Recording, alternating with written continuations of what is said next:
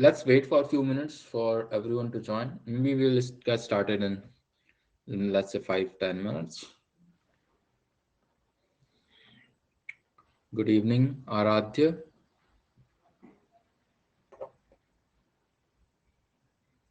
Joseph, Shraddha, Sharad.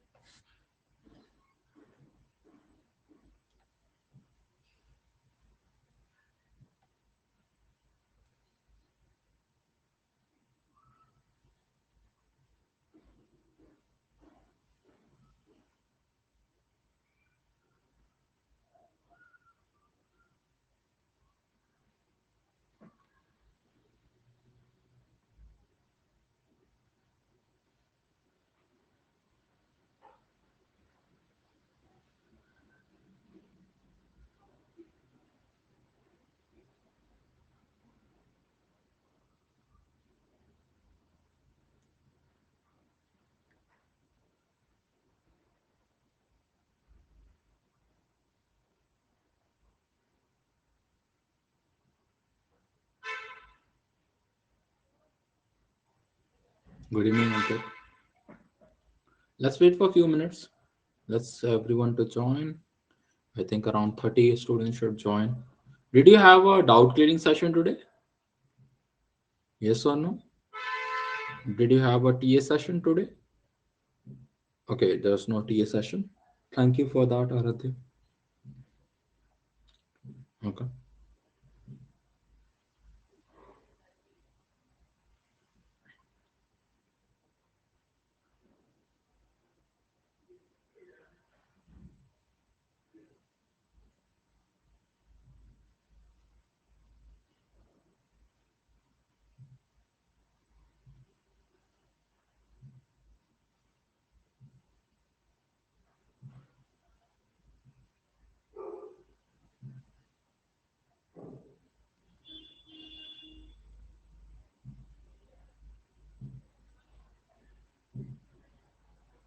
Good evening, Archit.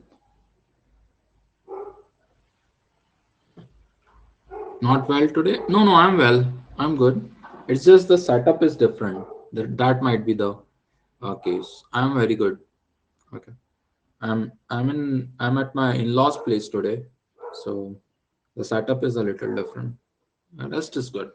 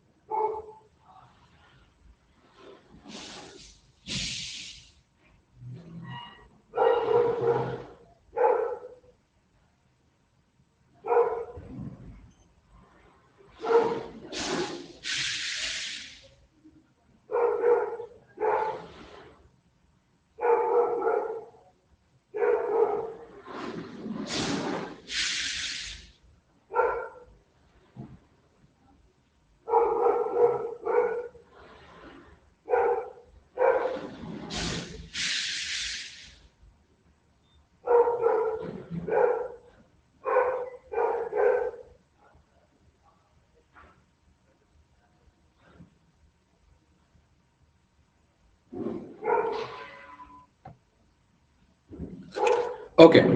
Uh, I think we are good to get started. There are 33 students in the class, and rest of the students, whenever they join in next 4 5 minutes, can then cover up this 4 5 minutes.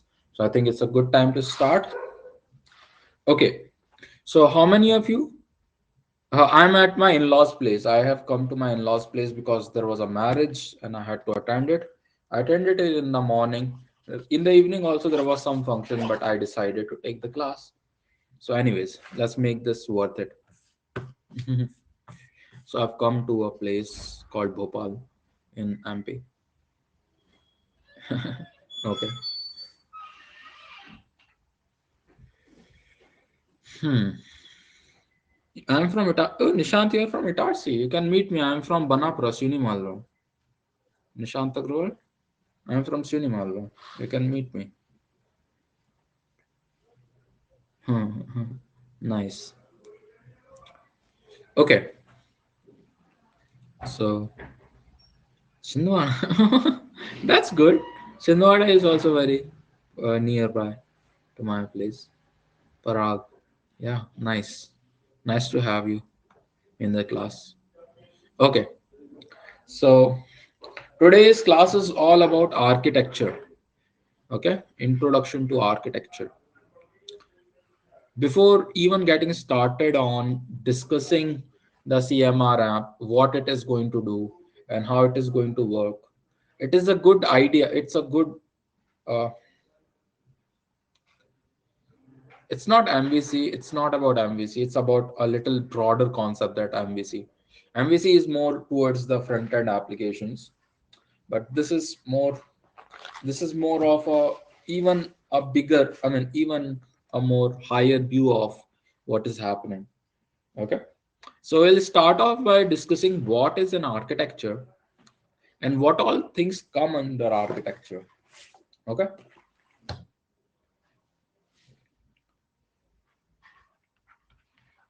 Intro to architecture. So I'm going to write a statement from IEEE. There's a statement called the process. Today's class is going to be a little bit theoretical, but I'll try to make it as practical. I mean, I'll try to make it as practical as I can. Some of these things may not make immediate sense to you, but whenever things are not making sense to you, just raise a doubt, and I'll try to explain it in more detail. Okay. So what I'm going to do is, suppose this is a city. I'm not going to walk you through the streets of this city. In most of the classes, what I do is I take you to a street in the city and show you the locality. Okay. But in this lecture, I'm going to show you just the map of the city, and I'm not going to take you through the streets. Now, whenever you are interested and want to know about a particular street, you can ask questions and I'll try to open it up. But the concept is a little broader in this lecture. So, architecture, design. I'll just call it design. Architecture design is the process of defining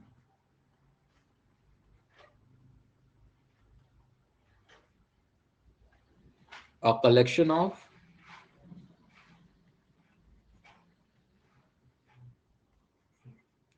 hardware,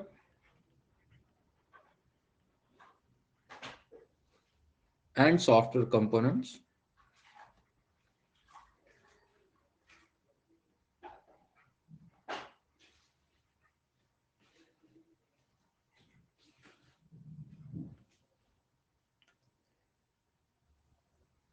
and their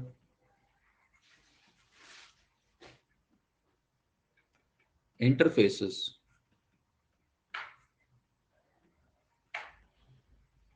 to establish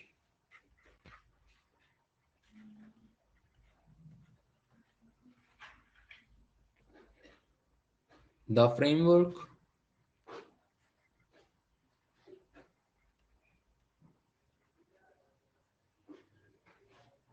for the development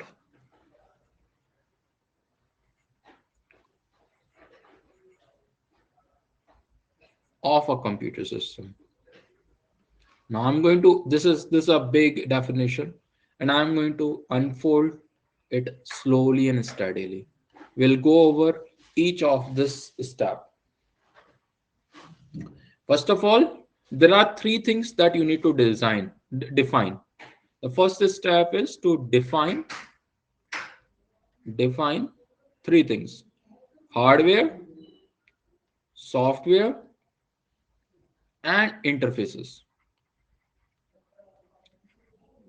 This is the first step. So imagine you have a city, and if you are interested in city planning, you might have heard about how Chandigarh has come up.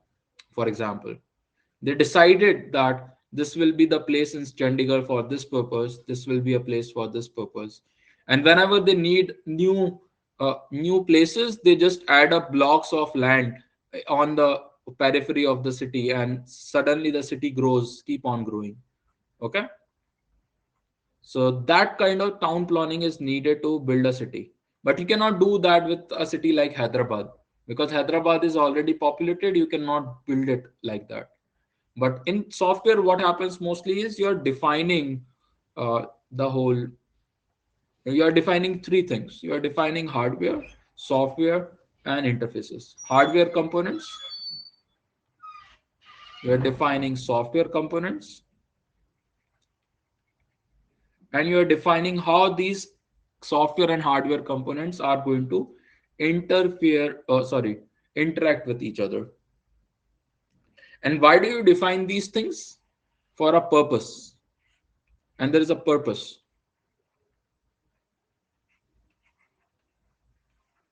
The purpose is to ease the development of a computer system. Okay.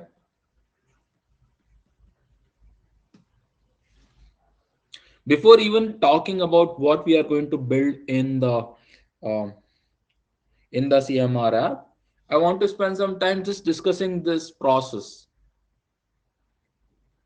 How are you going to plan your journey? So right now, some of you are starting off in your journey, and you are just working on a piece of code, and you're thinking like, I should get a job with just my knowledge right now. But soon you will be at a point where you would want to expand your horizon, expand your hourly rates, and maybe lead a bigger team. Okay, so you'll start off by as SD1, or maybe an intern, but I'll start at SD1.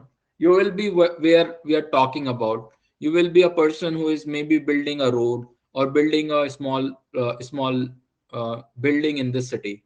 Okay, so similarly in your software, you will be building a module or a small function or something like that. Slowly you become SD2, and you start looking at a bigger project. Okay, you start looking at maybe a locality that you need to build, maybe a bunch of buildings that need to build, and how they are going to interact with each other. Okay, so this is like a single building. This is the multiple buildings that you are building.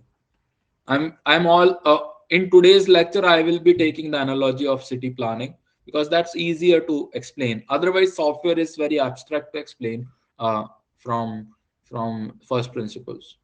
Okay, and the third is SD3. And SD3 might be somebody who is looking over the whole city, or maybe multiple cities he is looking over, and he's looking over how multiple cities are connected, how each of the city is connected inside it, and what are the purposes of each of the city. Okay, so this is the level at which each of the SDs are performing, and slowly they go up. They keep on growing up. Then there will be even more higher level people working SD4 and SD5. The levels keep on increasing, and as the level keep on increasing, this software architecture design start becoming more and more important, because every decision that you make is going to affect the lives of a lot of developers who are developing the system. I mean, if you make a decision, it is going to make or break the lives of bunch of developers who are working on the code. Because if the architecture is not good, these developers are going to suffer, and which in turn is going to make the product go up or down. Okay, so that's the whole picture. So uh, here is a small talk that I want to have with you. So when you join a company, you'll start earning 10 to 15 lakhs per annum. Okay, and maybe in 2 3 years you want to earn around 30, maybe 25 to 30 lakhs.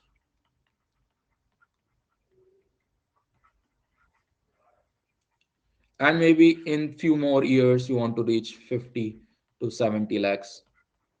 Okay, and many of the people get stagnated here, they don't grow. I mean the graph is going to reduce as you move up. Like many people will get stuck at this level itself. Many people will get stuck at this level itself for rest of their career. Most of the people will get stuck at this level for rest of their career. And then there will be few people who will go for 1.5 cr type of salary. And yeah, I'm going to discuss why they get stuck. Okay, so 1.5 cr, and then it keeps on increasing. uh, this salary keep on increasing as they, I mean, there are people who get 4 cr or per annum also, and that keeps on increasing. Now how do they get stuck, and what is the reason for that getting stuck? So first of all of us have 24 hours in a day and 7 days in a week. Okay, so if you are working 24/7 at your current job at your full capacity, then why should the company pay you more? Have you ever thought about this question? If I'm working what I'm doing right now and I'm putting my 100% at the work, and whatever work output I'm giving is justifying my cost, I'm not doing anything new, why should company pay me more? And that is the same question that companies keep on asking themselves. What is the reason for paying them more? Okay, Ravinder? You cannot, I mean, so if in 24/7, if in a week you are building maybe writing 100 lines of code, then the maximum, even if you burn yourself down, you cannot write more than 150 lines of code in a week. Okay, maybe the quality will be even worse.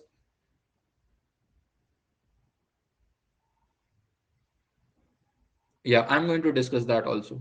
I'm going to discuss. So first thing that is clear to you is that people get stuck because there is a limit to the time they spend, and there is a limit to the productivity that you can get from a current job. Does that make sense, Ravindra? Now, and that keeps on happening at each level. Whatever skills you have right now will justify your current job. Sometimes you will be underemployed, but sometimes it will just justify your current job. But when you go to the next level in your job, you need to acquire some more skills. So from here to here, the skills are easier to acquire because there will be a mentor, there will be a manager, and he will keep on guiding you. If you do these four things, one, two, three, four, I will give you promotion and you will get 25 to 30 lakhs per annum. Okay. And then when you go to this level, and then again uh, there might be another senior engineer whose time will be limited. He might guide you sometimes. If you are lucky, you might get somebody who can guide you, or you might get some idea about how to grow from this to this.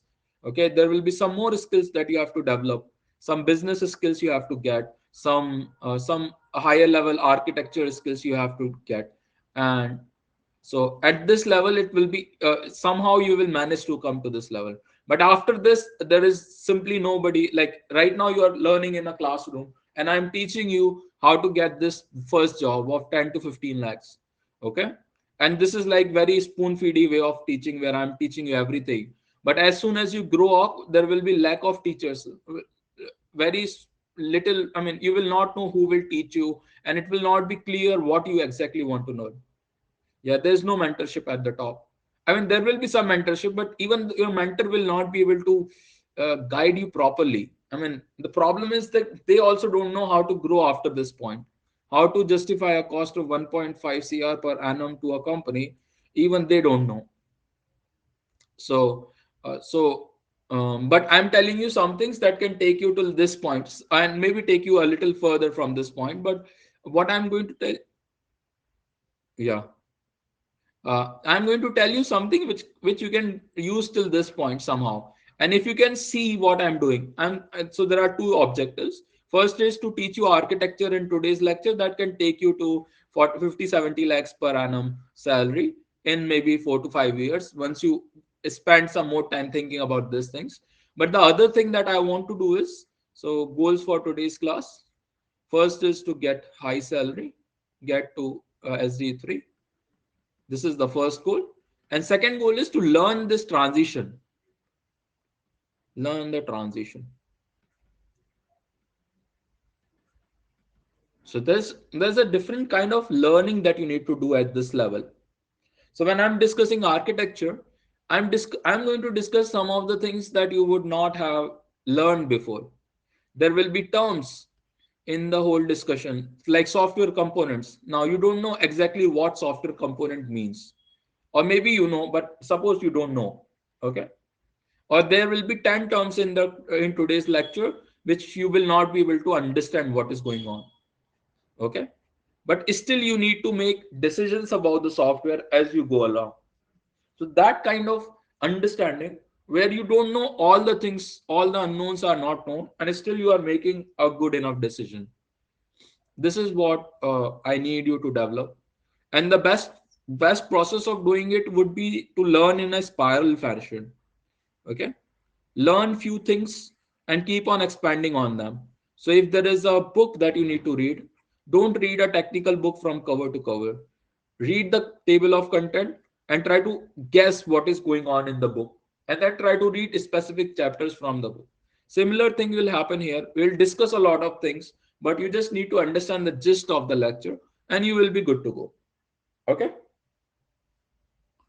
yeah, so that's a small slide over the career transition over time. Okay, now going back to the process of architecture design, you need to design a system where you have software components, hardware components. Each of these components will have their own technologies. Some of them might be written in React, some of them in Node, some of them in Django, some of them in JavaScript, some of them will be in JavaScript, some of them will be in another language. Suddenly there are like 20 different frameworks and 20 different languages in which each of these system components are written. And still you need to make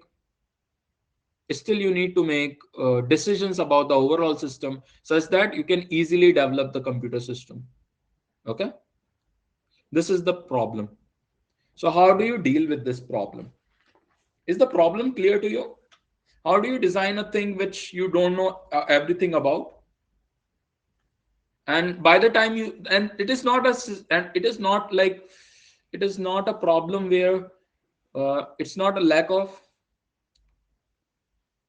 yeah, selecting the right technology is quite tough since there, I mean, that is one problem. Selecting the right technology is one problem, but the bigger problem is you don't know what technologies will be selected in the future. You are just designing the components and you don't know what technologies will go inside those components, and you don't understand. I mean, even if you spend like 1 year learning about all the technologies that are going to go in all the 5 components, suppose you are designing a system with 5 components. Okay, and even you spend 1 year learning about all the technologies that you are going to use in 1 year, I mean, at least 2 of these components would have a new technology that would have come up, and suddenly you are way behind your job. You are 1 year behind your job. Now you don't know how these 2 components are working. So how do you make decisions about an architecture uh, without worrying about these technologies?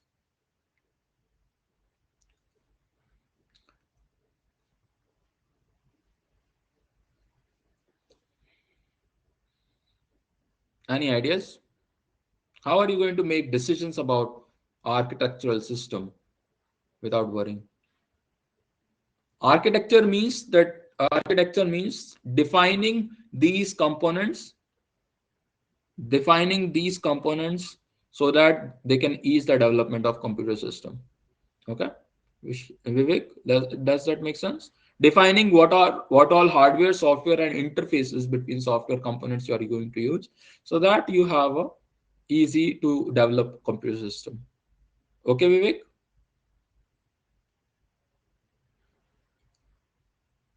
We are needing it so that the development of computer system is this easy. How it works? It works by develop. It works. I mean, that is the lecture. How it works is what we are going to discuss in rest of the lecture. Okay. Okay. Sir, there is no right answer. There is no right answer, but there are some very good answers. So Node is good for future. Yeah, Node.js is good. It's good. Yeah, it's good for present, at least for next 3 4 years. It's good. I don't know after that. Choose flexible ones. Somehow we need to ensure that system is future proof by providing design that can adapt to new technology. That is a good answer, Vishal. I like your answer. Okay. Maybe before I'm going to make architecture, I'll watch competitive architecture. Then I'll do my own research and what they are using, how users are reacting. We look at already successful systems. Yeah. Yes, Shahnawaz, that might be difficult because not every company is going to have your own same problems. And I mean, you have a good idea there.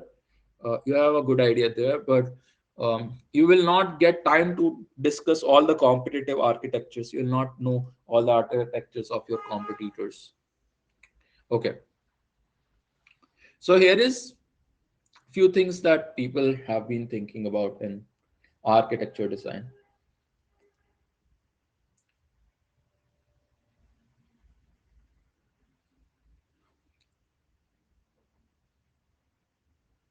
We do everything in house, but we might make some get some insight that might be useful. Yes, that is true. That is true, Shannon. So what many of you are get, it will depend on requirement of system to design it as technology will evolve. Yeah, that is true. So here is the key idea that you need to understand. It is called as patterns. There's a concept called patterns. There's another concept called anti-pattern. And what patterns are in architecture, whether you are talking about civil architecture or software architecture, patterns have a very important place. Okay. And what they are reasonable solutions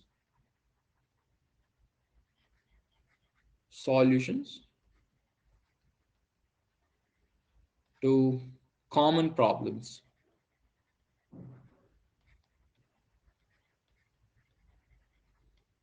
This is what a pattern is. And what is anti-pattern? I can call it good solution also, but I call it reasonable because there are reasons behind it. What is an unreasonable solution? That is that is a not you can call it unreasonable, but I would rather call it inefficient or bad solutions. I'll just call it bad solutions.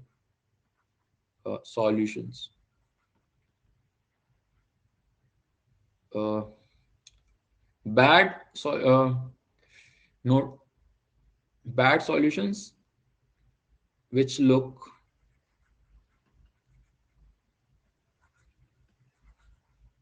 like good solutions. So there will be bad patterns that we will run into. I'll not discuss anti-patterns right now. It's a discussion for later topic. And this is going to happen commonly whenever you are discussing design. There will be topics, even in an interview, when you are giving a design interview, it will happen that patterns are patterns are basically reasonable solutions to common problems. This is what a pattern is. Uh, we can call them design patterns, but sometimes they are called architecture patterns. But patterns are basically ways of solving questions. So what? Okay. So how do I put it?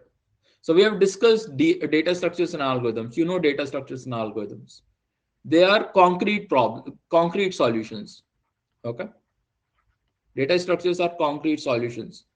I will tell you how every line of code will work. Before, if I say DFS, you know every line of code in the DFS equation. Okay. Similarly, if I say BFS, you know exactly what solution I'm talking about. Similarly, at higher level, at this is like building blocks of a house. Imagine there's a house, and these are called as building blocks of the house. This is how the house will be built. Okay. Now, if you have to build a colony, there will be different patterns for building the colony. There should be a road which goes through at max 2 rows of houses. There should be a place for water. There should be a place for electricity. All these things are there. For example, I'll give you a very good example. If you have noticed in any room that you are living in, you will find there are two windows and one door. Most of the rooms you will live in, there will be two windows and one room, or maybe two, or sometimes it is two doors and one window, or one window and two doors. Sorry, one window and two doors, or there will be one door and two windows. Generally, that is the pattern in architecture, and that is common across most of the houses that you will see. Okay. No, you are not going to run. What is logic pattern in coding? No, it's not. It's not coding. It's one level above coding. So don't think about everything from the coding perspective, and don't think about factory and singleton right now. Don't think about singleton and factory right now. We are not discussing. We are going one level above that also. Before even starting off on building the colony, we are just talking about how a colony is built. Okay, we are talking about architectural pattern, one level above the design patterns. Okay, so now here is a question: who decides these patterns and how do they evolve? Generally, what happens is there are very good engineers and architects who keep on learning about the jobs, and they keep on designing these patterns that people keep on using in their architecture, and that happens with softwares also.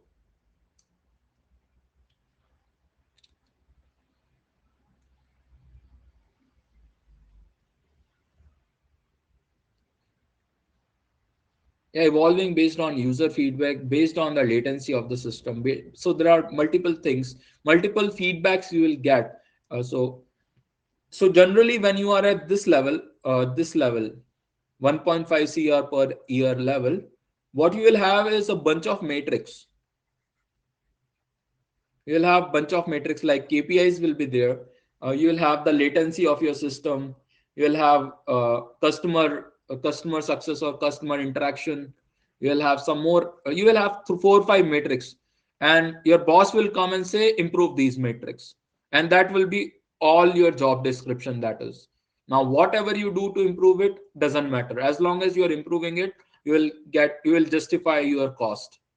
Okay, so anyways, there are a bunch of people who keep on making these architectural patterns, and uh, and they pass it on to other people, and other people can use them. Okay, now here is one more mind-blowing fact that might actually make you think about uh, uh, whatever things you are seeing around you. So it is going to be a little philosophical, but I promise there's a very good point that I want to make, and if you can keep that point with yourself, it will help you in building better software, building better businesses, and building better products in general. Okay, so if you go to a shop, you will see bunch of watches. Suppose you go to a watch shop. Okay, you will see bunch of watches, and all of them will have different designs, and they will look very different from each other. I'm talking about the classical watches that you see. You will have like hundreds of watches if you go to a Titan showroom or something. Okay, now these watches are different in design, but there is A set principle on which these watches are built.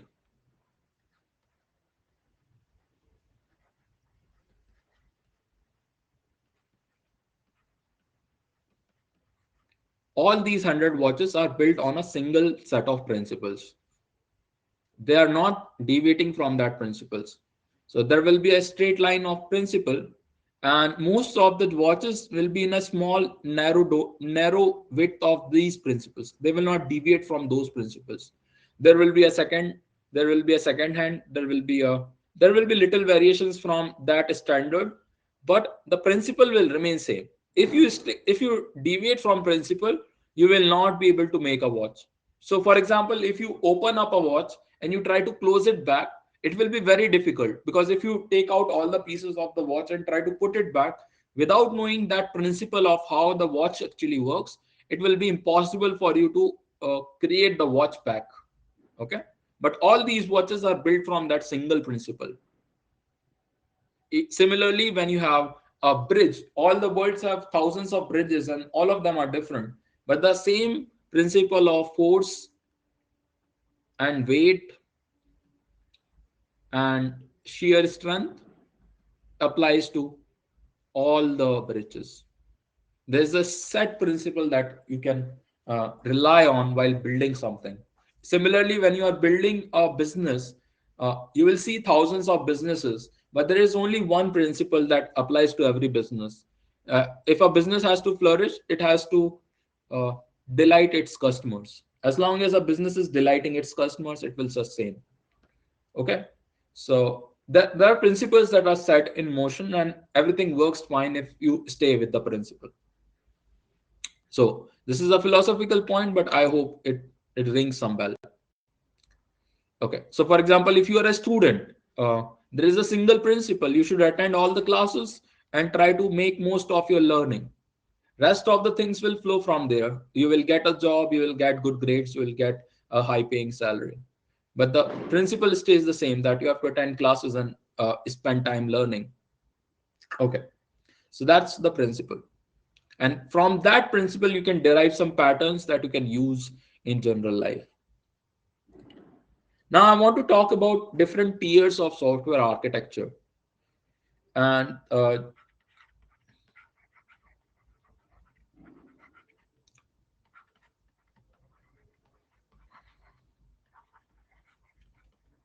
software architecture. So most of the applications that you see around you will be either built on it will be built on either one of these tiers of software. Well, one is a single tier software tier architecture application. Suppose there is a single tier. What is agile? Agile is a way of developing software. So this is so there are two parallel things. One is what you are building. Yeah, I'm going to yeah, that is true, Shiva. What you are building, and second question is how you are going to build it, and what are the processes you are going to follow to what are the processes you are going to follow to build the system. That is where agile comes up. Okay. Now, what is single tier? It means a single software, a single piece of software and hardware will do all the work. Single. What is tier? Tier is a logically and physically separated software hardware component. Okay, what it means is, suppose this app is running on my computer. Okay. Or maybe if you have seen a blog somewhere, if you see a static blog somewhere, it the whole code comes to your so there is a server backend, and the whole code from the server comes to your machine on the client. For example, the e-commerce website that you have built, it is a single tier software. If I'm not wrong, you had the database, the business logic, and the UI all in one piece of code. Was that correct? There was a single there was a single, yeah, and there was single repository which contained all the code. So that is called a single tier, where all the code is in one single repository, and that repository you just create the code from there and send it off to the front end, and the front end will render it, and it will have the database access, it will have the business logic, it will have the UI, all of that it will have. So that is single tier. Or even a better example would be to look at a blog or maybe portfolio website. If you have ever built a portfolio website, okay, when you have a portfolio website, you build a HTML page and send it off to your customers or your website, and then whosoever is the client, will just look at the web page and will know about you. So that is what a single tier application is. It will run very quickly because all the code once the code comes from the server to the client will have all the code, and there's no need to go back to the server. It has everything on place, and this is a very static website. Okay, but there's no network latency because all the code and hardware is here. But as soon as the application starts growing up, suppose the application is growing up and there is a bigger application,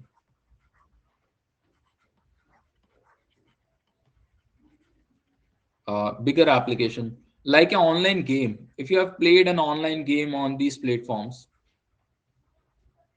have you played online games on any of the uh, any of the websites? Yeah, number of user repeat. I mean, I'm going to come to number of users in few minutes, Archit. But if you have played online games, what happens is uh, there is a website where you go, and there is some loading time before game comes up. Have you seen that loading time? Before the game comes up, there is a loading time, and then you can start playing it. Why is that loading time? Why does that loading time happen when you play a online game? Basically, in this online game, it is fetching a lot of software into your Chrome. So it is fetching a lot of software into your browser, and it is like most of the business logic, basically how the game runs, and the UI, both of them are sitting on your computer. It's not a compiling process, it is downloading process, correct? It is downloading the software from the server to the client. Okay, once the software is on your computer, it will send some request to the database, and it will keep on updating your game. Okay, so when business logic and user interface is on the front end and the database is on the back end, this kind of system is called as two-tier system. It is very good when you have a online game because you can, yeah, even lead codes run code. Yeah, that is also good. In that, what happens is that is actually a three-tier system. I'm going to discuss three-tier system, which is basically where you don't want to show up your business logic to the client. So what will happen is there will be a client which will contain the user interface, the front end of your website, and yeah, two-tier occurs between server and client. Exactly. Between so client is here, then there will be a server which will have the business logic, and there will be a, yeah, I'm going to explain, Aradhya, just give me 1 second. There will be a business logic, and there will be a database at the end which the server will have access to. Okay, this is called as three-tier system. There can be more tiers, but I'm just discussing three-tier, 1, 2, and 3 tier systems. Now let's discuss the two-tier system again. Suppose I say, in this case, what was happening in the first tier system, I didn't have a big database. Maybe I have a small list of numbers that I want to remember, and that's all there is in the name of database. So I can send the database off to the client, and the client will manage the database. But sometimes I don't want to expose my database. Suppose I want to remember what users are coming to my website, or I don't want to show up my database to the client. I just want to show some queries on the database. So you can query my database, but I will not show the database to you. In that case, you have a two-tier system. Database is on the back end, and business logic and UI is in the front end. Okay, does that make sense, Aradhya? Okay, so that is, but sometimes you are even more further. Online games is a good example. I started with the example. If you see online game, freeonlinegames.com or something,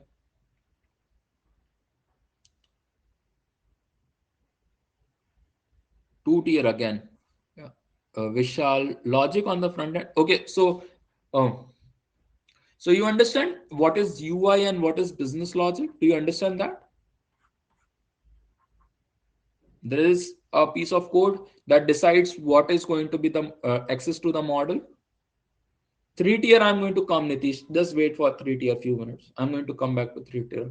Let me just cover two tier for a few minutes. Yeah, model contains the business logic. That is true. If you are talking about model way of thinking, and this is the model that contains the business logic. And maybe controller is also part of that. And then UI is what your view is all about. Okay. So now what happens is, if you don't want to, if you are okay exposing your business logic, if you are okay in giving up your business logic, uh, and why are you giving up your business logic? Because you don't want too many calls to your server. For example, this is not a, again, we can have a long discussion about it, but the key idea is, uh, when you have a single tier system, you don't want to have any calls to your server ever. You just send it once and you are happy to show the website. When you have two tier system, you are okay to manage few calls, but you don't want to render the whole UI every time you play a game. Because what will happen is then the game experience will be very bad, because everything will come from the server. Business logic is on the server. There will be too many calls to the server. Instead, what we want to do is we just want to remember the final score of the game, so that we can save it on the database, and everything happens on the front end itself. So therefore you have a two tier system. Does that make sense, Vivek? Is the two tier system making sense to you? Vishal, Vivek, do you want to unmute yourself? Vishal, okay. Vivek, can you unmute yourself? I'm going to give you example of three tier in few minutes, Nitish.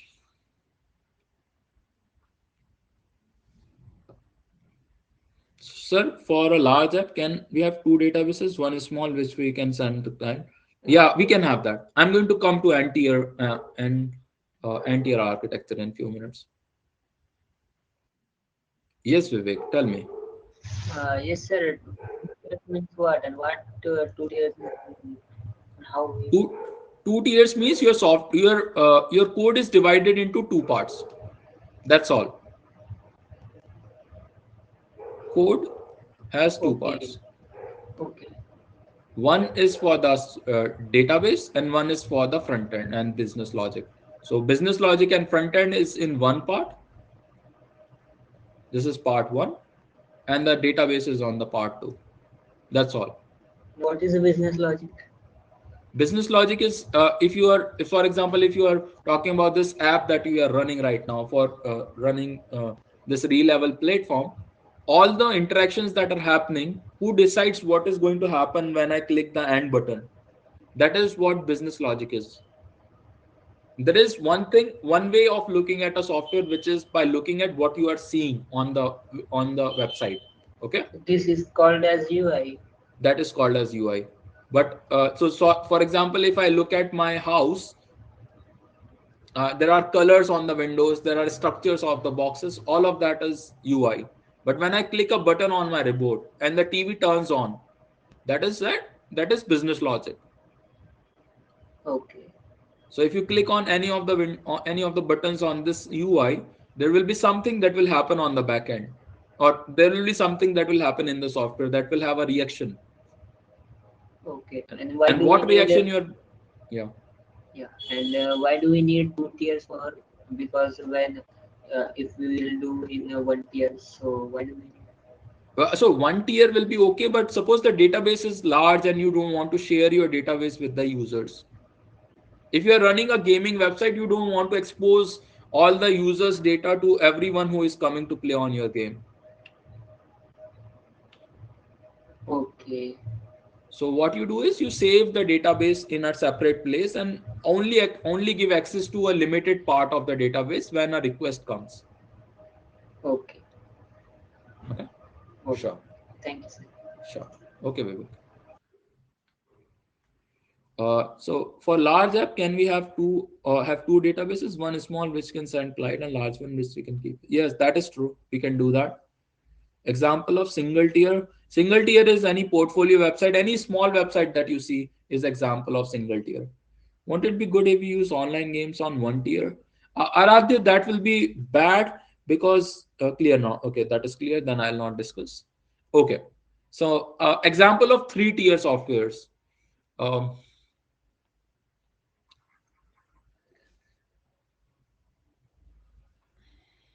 and there will be a database. So the CRM app that we are going to discuss is going to be an example of three tier software. Okay. Uh, for example, a news website. News website is a good example of a three tier system. Okay. So when you have a news website, for example, thehindu.com, okay, there's a website called thehindu.com. If you go there, there will be a bunch of this will be very similar to a blog, but there is a lot more content than a blog. And then the Hindu don't want to expose how it is sharing that content with you. It will just send you the pages, and it will uh, send you the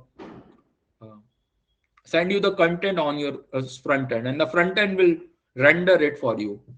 But there will be a business logic sitting somewhere who will keep on, whenever you click on a button, suppose you click on the button for opinion, there will be a call to the backend. Maybe I can show it to you. That will, I think showing is a good way of uh, dealing with this. So look, what I'm going to show you is this. I create thehindu.com.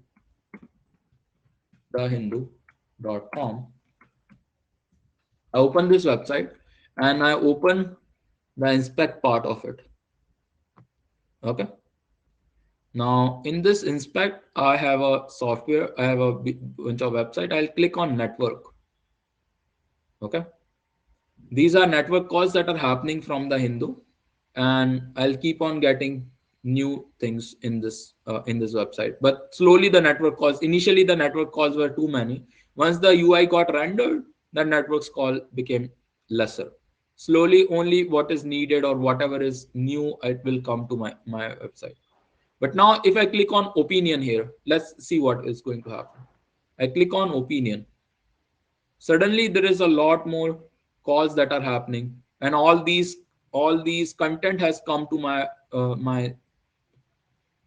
content has come to my UI from the backend. Okay, all these pages, all these small things have come to me. Okay, now how these things are rendered, so which editorial to send to you, what all editorials are latest, what are editorials are trending, what are the five most trending editorials, what are the premium editorials, what are the comments that are coming. There will be a software which will collect all this data. Okay, and the Hindu don't want to show you how it is doing all this, how it is creating the trending videos, how it is creating the trending content. Okay,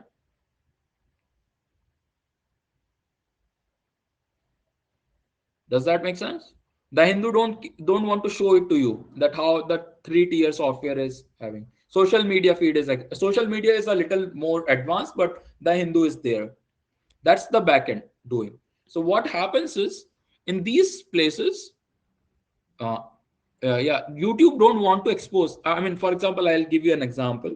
When Elon Musk opened up the recommendation system of Twitter, he was appalled by what kind of code they have written. They have all kinds of dirty code they are written, which was hidden from everyone. How they are trending something, how they are hiding something. There is a lot of political lobbying around all these websites. But anyways, so these websites don't want to expose their business logic to everyone.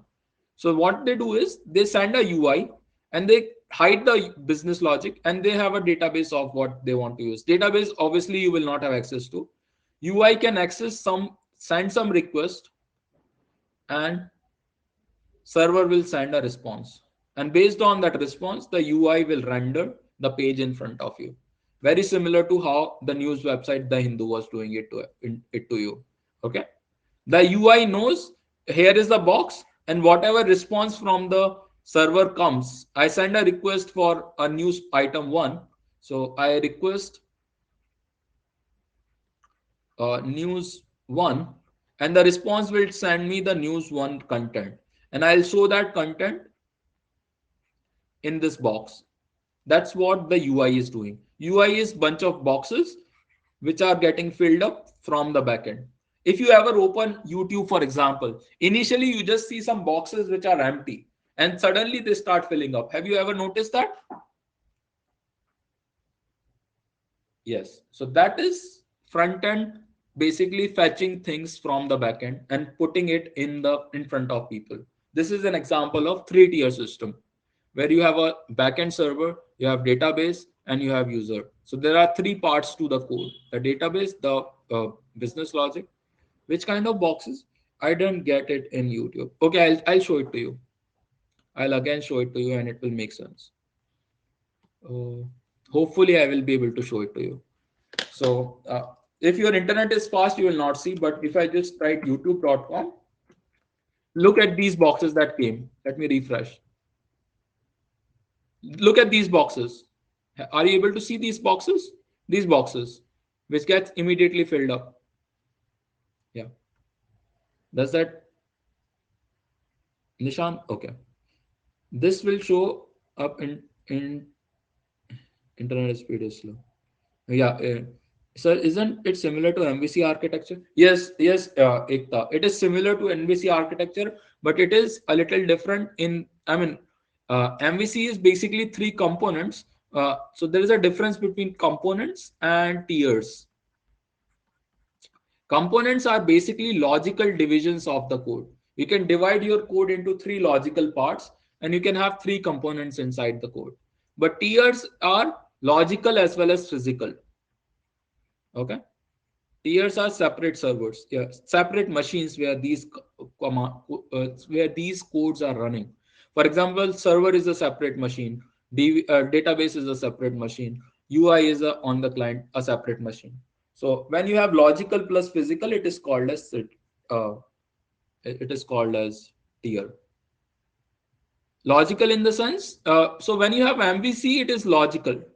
You have logically divided your code into three parts. One is going to take care of the UI, one is going to take care of the business logic, and one is going to take care of the database.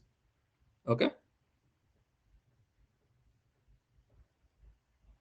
How these boxes UI rendered first, then that's also, yeah, that first the backend sends you a empty template. It just show you a basic empty template that you can fill up later. So there will be a basic website which have these empty boxes in it, and then you again call again call the backend and get those boxes filled up. Okay, that's how it is done. Okay, so these are the three patterns, and there is one more pattern that you have, which is microservice, or it is also called as ant tier. Sometimes there are big services, and YouTube is a good example. In YouTube, there's not just one server that is sending you all the data. There are different servers that are sending you different boxes. Okay, there will be like 5 servers sending just the single box that you are seeing on on your image. There will be different servers sending up different pieces of UI to you. Okay, so once you have a boxes on the UI, each box will be filled from a different server, and these server will interact with also again different servers. Basically there will be a ML server which is going to run the machine learning logic for the feed. So if I have to give the YouTube feed will have a server which will be like a I'll just call it feed server. This feed server is going to collect, or I'll just call it feed collector. Feed collector. YouTube feed will have a feed collector which will collect feed from multiple sources. It will have a server which is going to give all the necessary feeds.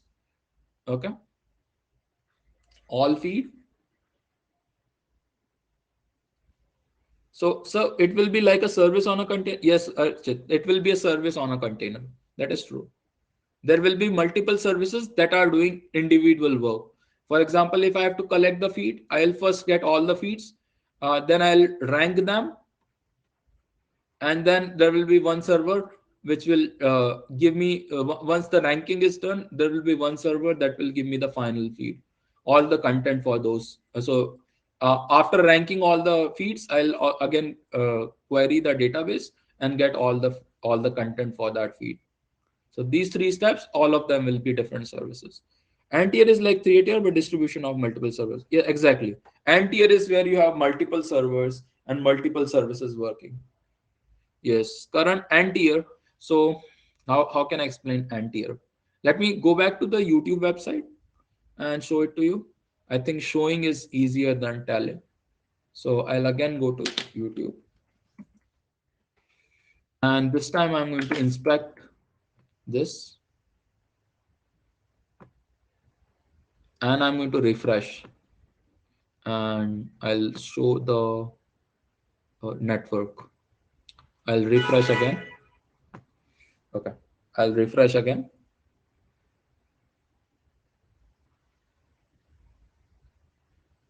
Okay. Let's look at all.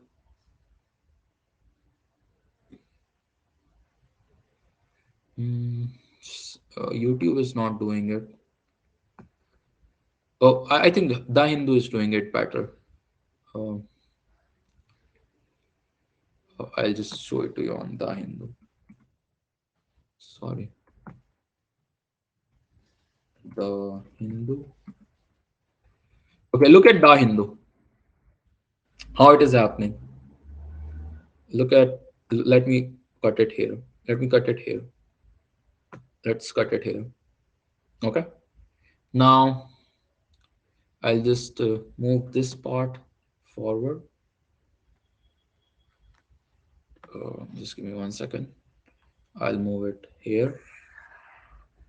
I'll just close this. I don't want console, so I'll just close this also.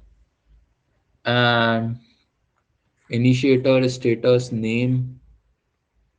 Okay. Uh, just 1 second. Yeah. So this name went to clarity. This is the first URL. Okay. This request went to clarity.ms. Second is went to Quora. Third went to DoubleClick. The fourth went to API.xens. Then there is another request which went to connect to Facebook. Okay, these are all different URLs and they are going to different services which are rendering the UI. Okay, cool.site 24/7 Rummy. All these websites are different websites that are sending data to your current website. Okay, and then these websites in turn are also calling multiple websites all together. So it's like every website is a web of small servers that are associated with it, with each other. Because internet is fast, because that's the good part about it, because we have faster internet, so we can do these kind of things. And these are small calls, they are not sending big pictures or something, they are mostly sending text. Yeah. So you see Karan, do you see that Karan, Kora and here? Okay. How to live stream server, how is live streaming server designed? There is a that's a good question, Abhijit, but it is a little different from today's class. So if you allow me 2 minutes, I can discuss it, but I'm not going to get into the depth of it because I have a lot more to discuss in this lecture. Okay. At last then, okay, no, it's a good time to discuss it, so I think I can discuss in 5 minutes. May not be like last time's 5 minutes, but yeah. Anyways, so how do you get request and response? That's a good question. Have you ever thought how do client communicate with the server? How does the client communicates with the server? It communicates using HTTP. This is the protocol that you follow. Okay. And there are multiple ways that this HTTP protocol works. One way is the client sends a request, server responds with the request. The client sends another request, server responds with the request. And this keeps on happening. Okay. This is called as HTTP push. It is going to push a request. Client is going to push a request and server is going to respond it. Then there is also pooling, HTTP pull. In this, what happens is you send a request and this every 30 seconds, 10 to 20 seconds, or maybe 35 seconds, whenever there is an update from the server, it keeps on sending it to you. Okay. This is HTTP pull. Once you send a request, server will keep on updating you. For example, all the notifications that you see on your mobile phone does not keep on sending the HTTP request.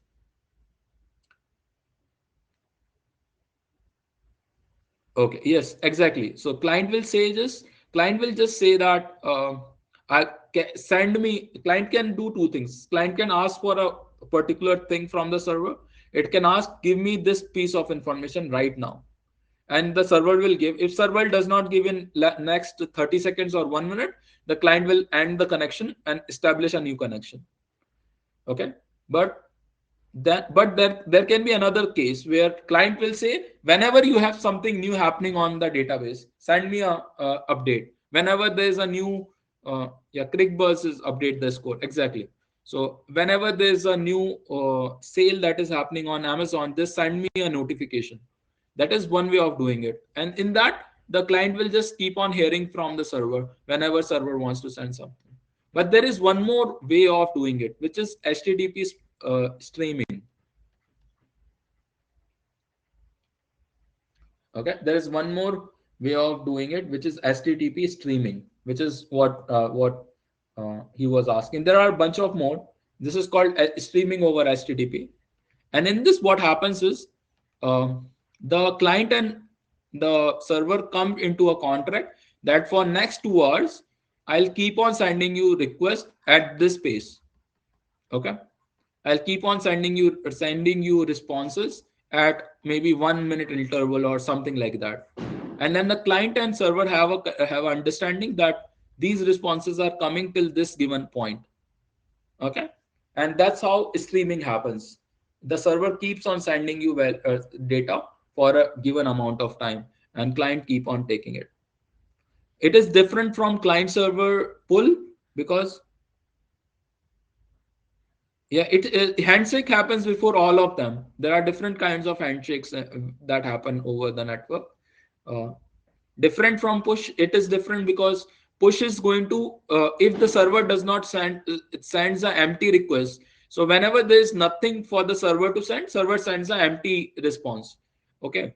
So push knows that the client knows that since the empty response is coming, there is a established connection between me and the server. In here, that is not required. You don't, the server don't need to send a empty response of every time. Sir, what is WebSockets, right? HTTP streaming is different. WebSocket is where both server and client keep on interacting. Here, client doesn't say something. In streaming over HTTP, client doesn't say something. Okay, client just keep on hearing. In WebSocket, both of them interact. Pull also depend on time lapse. Yes, pull depends on time lapse, but pull has a given time window. Every 60 seconds, server will send a ping. It's like it just pings the client and that happens. Vivek, so what example, can you unmute yourself? It will be very difficult for me to guess where you are finding it difficult. It's a very advanced topic. Does watching video on YouTube happen with HTTP? Yes, it happens with HTTP streaming. I have a good guess about it.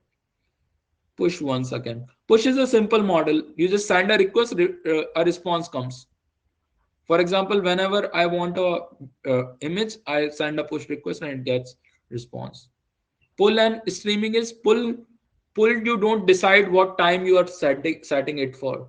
Okay, in pull request, the server just sends whenever it has, so a server will keep on sending empty packets, and whenever it has new packets it sends along. But in this, the server keeps on sending good content to you, and there is a understanding that this content will come at this speed, so I don't send random content. Let me unmute Vivek and let me hear from him. Yes, Vivek. Yes, sir. Hello. Yes, Vivek. Yes, sir. This is how it's working live streaming. And for example, can you give an example? That will be a little difficult because okay, I can give you example of okay, I can give, just give me 1 second. I'll give it to you. I'm sorry, but is this part of our today's topic or? No, it's actually part, it's kind of part, because you will not understand rest of the lecture without this part. So Okay, therefore so I, no worries. Then we will learn. yeah, I'll show it to you. Just give me 1 second. Let me inspect this. Where is the inspect element? Let me click on inspect. And what I'm going to do is I'm going to play a video. Okay, hopefully you will not hear the voice, but if it is there, just excuse me for random video playing. Okay, look at what is happening here. Let me click on this one, sitar cover. Okay, now look at this line that is going on. Look at this green line. Yes, Can you see that? yes, yes. It is going at even intervals. Somewhere here it will be again. There's nothing changing on the video, but these small chunks of data is coming to us. You see? Yes, yes. So this is what streaming is all about. As soon as this streaming keeps on increasing here, this line increases, this line also increases here. Okay, and what is this dot dot dot dot? These dot dot dots are responses, these responses. Okay, Who is responsible? the server from the backend. This is the front end that I'm running on my computer. There's another computer somewhere in a remote location which is sending me this video over time. Okay, Okay, so these dot dot dots are small packets of data that are coming to your computer from the server. If you look at it, the dots have stopped suddenly. There's no dot coming at you. yes, yes. Why is it stopped? Because I've paused the video. Okay, means it's a packet. Yeah, it's a Packet. small packet that is coming, Yeah. and it will not come if I stop the video. Okay, Okay. so if I again play it, it will again start coming. It will start in few minutes. Look at here, it has started coming. Yeah, yeah, yeah. So this is the streaming API. This is called HTTP streaming. As long as this video is running, this will keep on coming. This is Okay. called as HTTP uh, Streaming. streaming. But look at here. If I refresh, there are a bunch of calls that are happening, and they are not streaming. They are happening together. There are different servers which are responding to different requests. Okay, Why you this send is a happening? request. This is happening because these are coming from different servers, and they are returning different requests to you. Okay, But we haven't doing here nothing. we are not doing, but when we refresh, we are sending all these requests. Look at this request. There's a request to get this content from the URL. Okay, Okay. yes. So for example, if I refresh, these are empty boxes, this is empty, but this request goes there, and a image comes up. These images are response that you are getting from the server. Yes. So these images are not rendered immediately. They are respond once the server responds, then you render these images. Okay. Okay. This Okay. is what happens in the other protocol, which is the push protocol. Okay. You Okay. request something, it comes to you. But then there is another response where you have notifications. I cannot show you the notification wala, but that is called as pull. where at every interval there's a notification that comes to your website. Okay. Okay. Time for which server will respond is fixed for streaming. Yes, Karan, that is fixed. Whenever you pause, that time actually extends. Whenever you play, it knows for how much time it has to respond. So there's a understanding. Either I say pause or you keep on sending me data for next 10 minutes. That is the understanding they have. Okay. You're most welcome, Vivek. Is that making sense, Karan? Yeah, exactly, Abhijit. If client requests nothing, then nothing will happen. If you don't do anything on the server, from your side, if you don't do anything, there will be nothing. But there might be some pull request from your end. I can show you some pull request also, and this will be the last thing I'll show you. So one more idea has come to my mind. There should be an option to show you pull request. Yeah. So filter pull. No, pull is not there. Third party request, blog cookies, type, dog, XHR, uh, we do it other way, fetch font, GIF, JPJ. Let me close this. Let me also close this. I want to see a pull request and show it to you. This is ping request. Sorry, close this. Script, XHR, ping, script, ping. There's no pull request on this. I cannot show you the pull request, but you can imagine it to be one of these requests, which happens between different. No, there's no pull request right now. But if I turn on notification or do something with the website, there might be a pull request. Okay, fetch is very similar to push. Push is very similar to fetch. Even if video is paused, green line moves. Yeah, it is move. It will move for some time, then it will stop moving. It depends on the implementation that you have. Node is good for real-time applications. Yeah, it is good. Yes, Ankit. Okay, Joseph. It will pause after some time.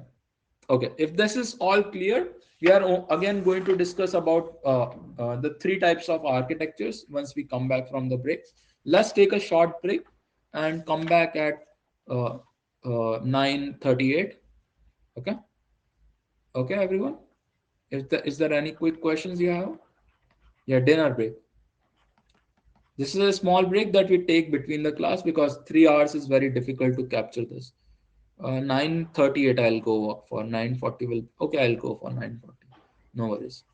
2 minutes. No, I'm not going to teach a lot. Okay. See you at 9:40 p.m. Till then, have fun and take a break.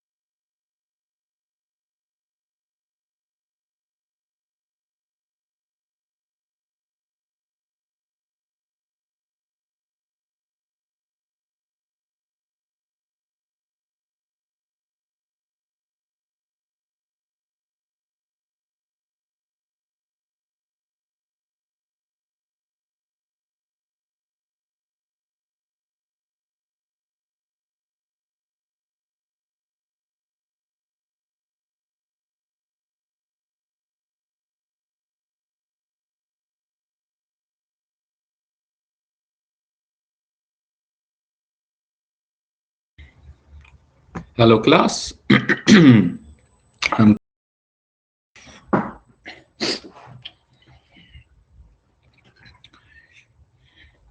Hello, students. Just make some noise so I know that you are here.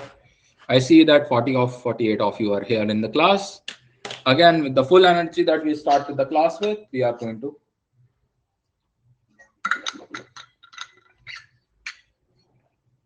Hello, sir. Back. Okay. Hello, Nilanjan. Okay. So now I'm going to discuss the topic for today, which is the monolithic versus uh,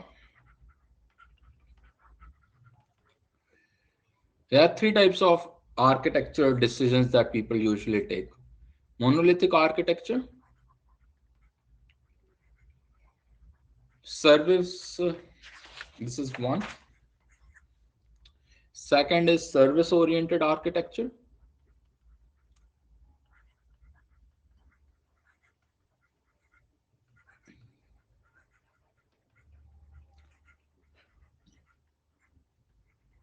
And the third is microservice architecture.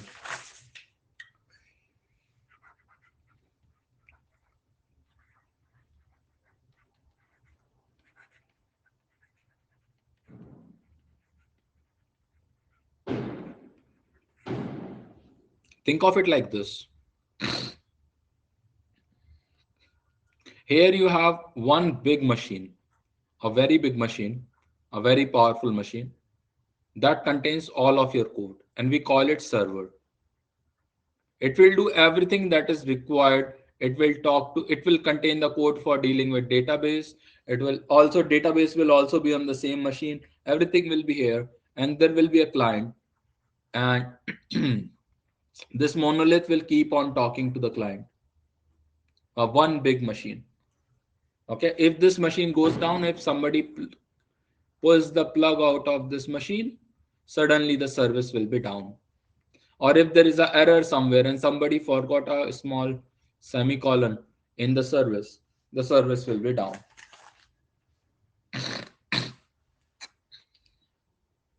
We'll come back to service oriented. In this, you have bunch of services.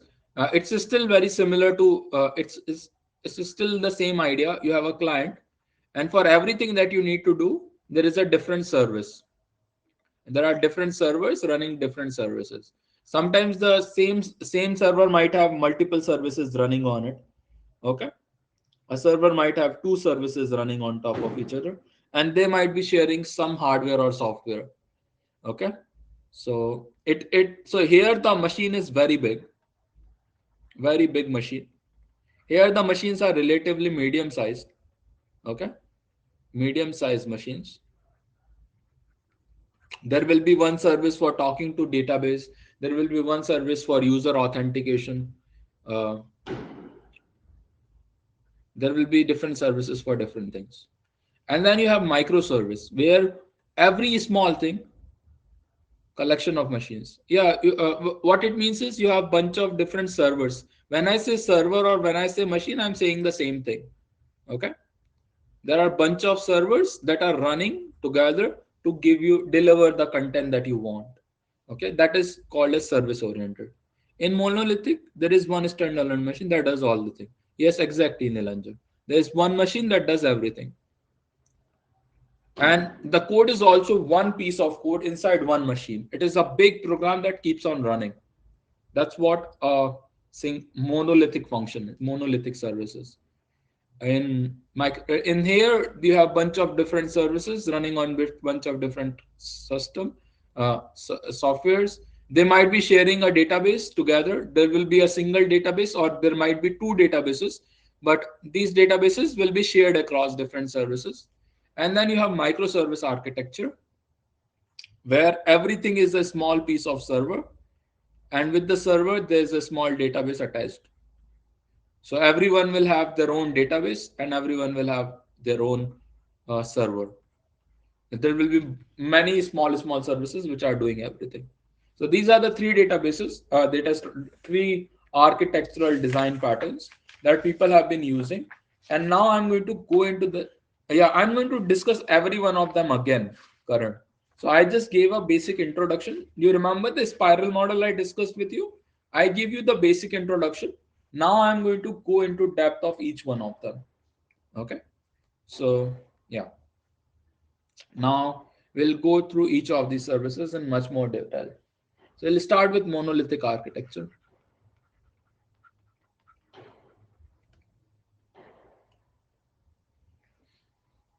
When do you need a monolithic architecture? Can you somebody tell me? Do you have any idea? When will you use something called as monolithic architecture?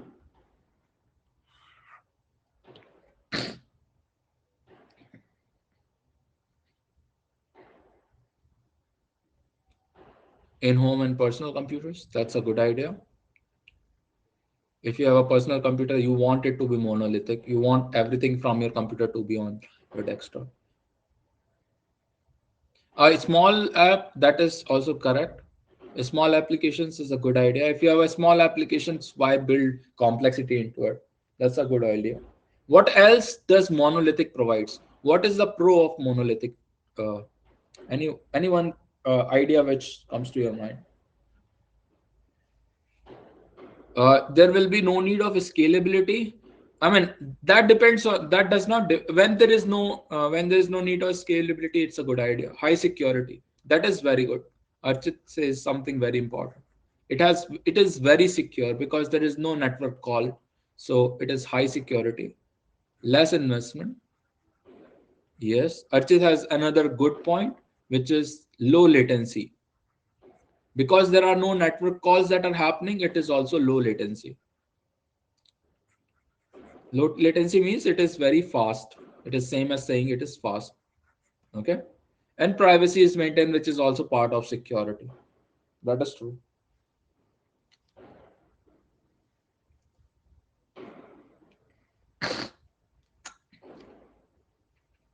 What are the problems? Let's call about cons of this architecture. When you have a monolithic service, what are the cons of it? What will go wrong if you just tough to debug? That is correct. So it's very difficult to code this system and debug it. And why is that difficult? Because there will be bunch of people working on the same piece of code. There will be a lot of merge conflicts. And not just that, whenever there's a bug, you have to go through the whole system. System low level. So what Nilanjan says is low availability. Sometimes the system might be down and nothing you can do about it. Uh, what Archit says is wrong version deployed and whole production goes down. Yeah, that is true. Anything can break your system. Less features are there. Okay, less features. That is true. It takes more time to load if a big file. Yeah, that is also true. Startup time will be very high. So once the service door goes down, it will take some time to boot it up. Cannot use different. You can use different languages. That's not a problem. Scalability is a big problem.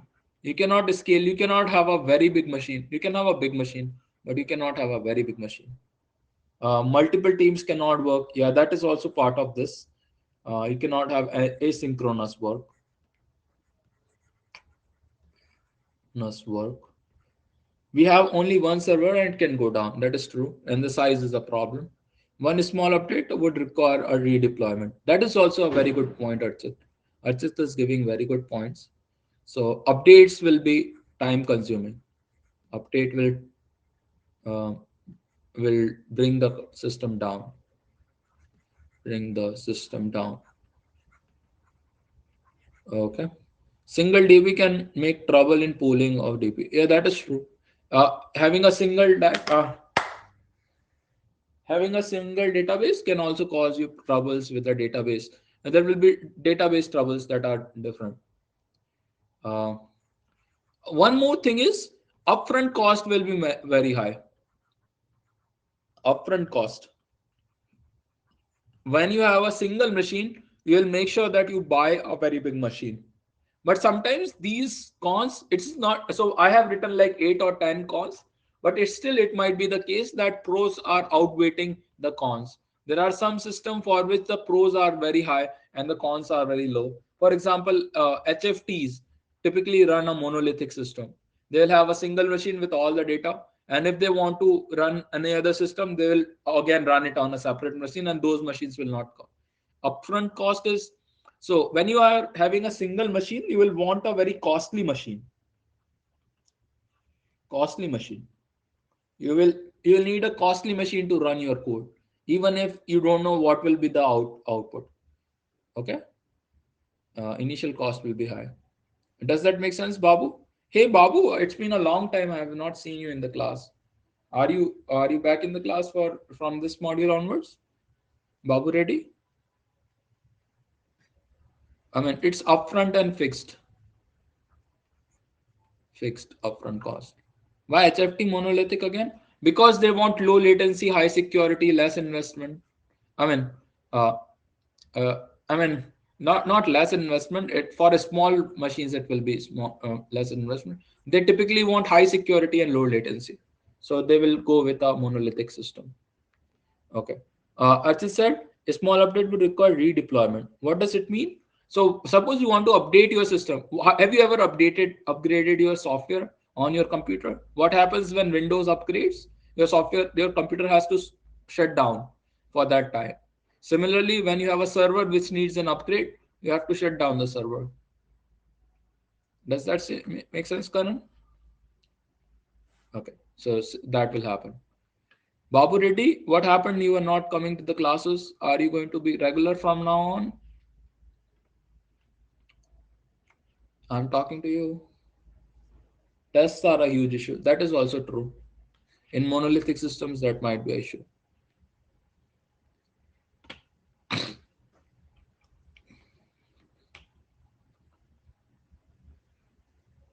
Hello. Anyways, Babu don't seem to be replying to me. So that's all that you need to know about monolithic systems.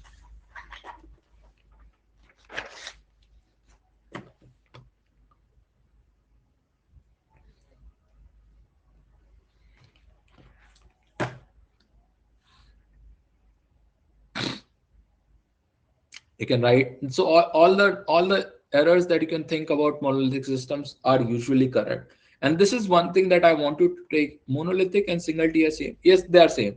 They are literally same. Monolithic and single tier are same. Monolithic can also be two tier. Monolithic can be two tier uh, where the client might just request the server and there is only one server containing all the code. That can also be the monolithic architecture. So that's okay.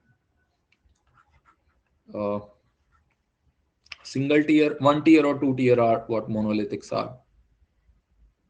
Let's talk about, so one thing that I want you to take from this discussion is whatever I'm discussing is not hard science. It is not something like DSA where everything you say has to be logically, I mean, still everything has to be logically correct, but it is not something where you can go a long way in design by just having a good common sense. If you just have a good common sense about things, you can do very well in the design interviews. Okay, so yeah. So most of the things you only said, you only gave me the answers. I didn't give you the answers, and most of the answers were actually correct. Some of them were better answers than others, which is one thing you can note here. Some people actually thought of more interesting reasons for having this, or more interesting cons and more interesting. This topic asked in interview? Yes, Suraj.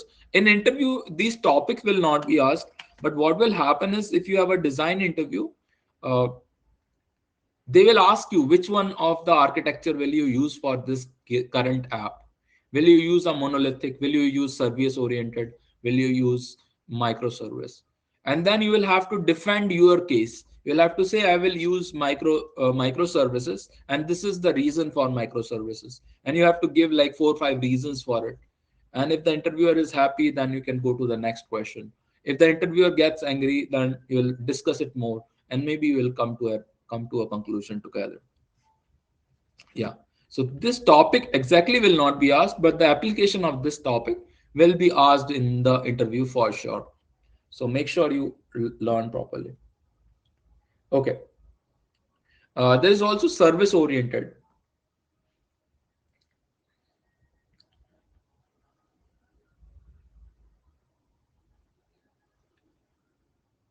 Okay.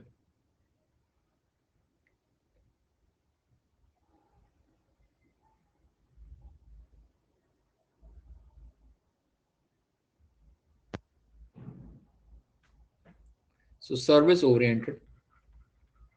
Just get this idea.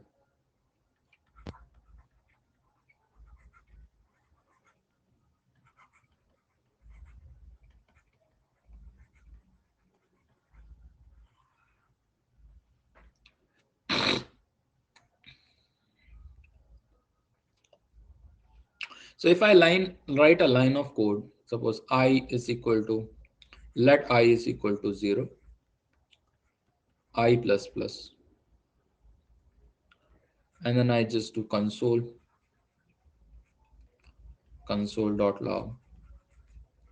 I. If I write these three lines of code, each one of these lines is doing a particular thing in the code. And if I make a function out of this function print1, this function is also doing one thing.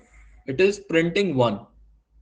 And if I have bunch of functions like this and some data plus functions, some functions plus data, what I get is a object or a class of object or an object, some data and some functions. And if I have bunch of objects together, what is an object? A bunch of objects together with a database. What we get is a service. That is the idea of a service. It is a collection, it is a code which have functionality and state of its own. A component that has an independent state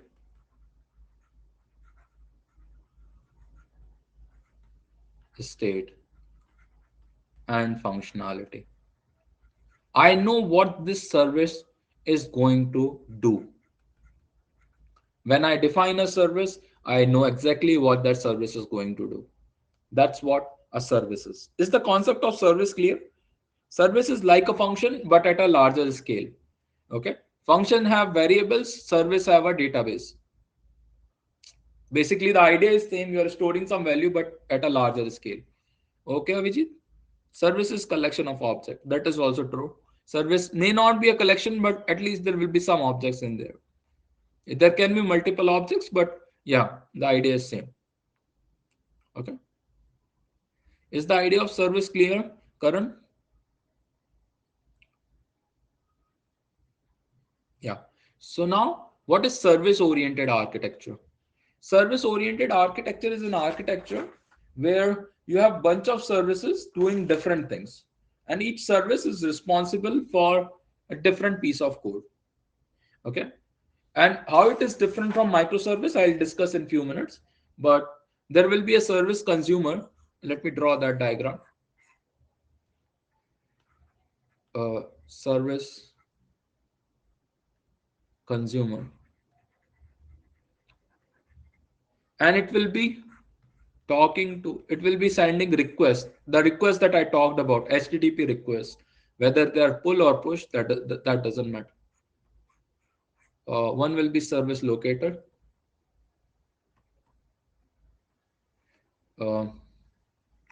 There might be a service which is going to locate different services for you. So this service consumer, which is also an application in itself, or it can also be a service. Okay. If the concept of service is not clear, just let me know, because otherwise this will not make sense. This will be pieces of services which are talking to other services, Okay. There will be a service broker. There will be different services, and there will be a service provider. Okay. This service broker will directly call to the service provider, and the service provider will do the service for you. Service provider. Okay. How does this work? Imagine you go to a stock market. Okay. Uh, no, no, I'm not going to take. I'm going to explain in this page only. Uh, Shakib, I'm going to. I'm not going to rub on this page, but I'm going to explain in this page. Let me explain this page. Is that okay? Shakib, Shakib. Is that? Yes. Am I pronouncing your name correctly, Shakib? I'm very bad at saying names. Service locator. This is service locator. Shakib, am I pronouncing your name correctly? Sir, it is not clear. Okay. No worries. I'm trying to make it clear. Okay. Shakib. Shakib. Shakib. Is it Sakib? Okay, Sakib. Okay, I'll remember it from now onwards. Sakib. Hmm. So Sakib, what is happening here? There are some consumers and there are some service providers. Okay. It might be like uh, it might be when you go to a restaurant, you might want a burger, and there will be some cook somewhere who will provide you the burger. But then there will be different people running around in the restaurant. Maybe there will be a waiter, there will be a head waiter who will take the order, there will be a receptionist, there will be all sorts of people who will providing specific services to you. Okay, does that make sense? So that's how the architecture looks like. Somebody asks for a service, and that service is provided through different people, different services interacting with each other. For example, if I go to a restaurant and I order a burger, what happens is there will be different people. First, a waiter will take the order. Then it will send to a line boy who will send it to the cook. So waiter, then line boy, and then cook. And then the cook will send it back to the line boy. The line boy will send it to waiter, and the waiter will send it to you. Okay, so these are the three different people who are interacting with each other to give you the burger that you're looking for. And then there will be another service who is the owner of the restaurant, who will be overlooking all these three people, who will be collecting the cash and sending out the salary. Okay, these people are doing what a service does. A service provides a service. These people are service providers, and they're providing different services to you. There's no difference, Avijit. These services are coding exactly same as what you have done. The only thing is they interact with each other using API. They don't interact with each other using function calls. The function calls that you have seen so far, you cannot directly call a function on the function service. You have to send an API call to the function service, and then the function service will send you a API response. Okay, that's how you can do everything happens using an API. You cannot directly call each other's function. That's all the differences. Okay, Vijay? Yeah. Sakib, is it clear to you?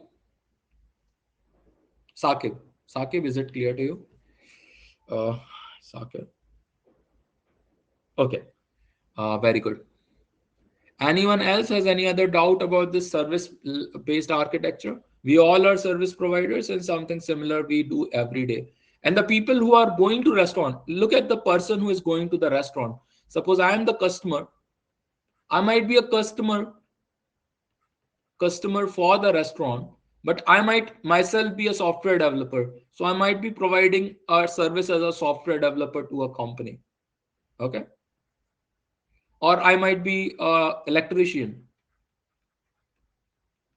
and then I will be providing electrician based services to people. I might be a barber, and everyone can go to this restaurant to eat a burger. And that's the beauty of service based architecture. These services don't worry about who is calling them. As long as you are following the API protocol, you can call the service and get the response. Okay.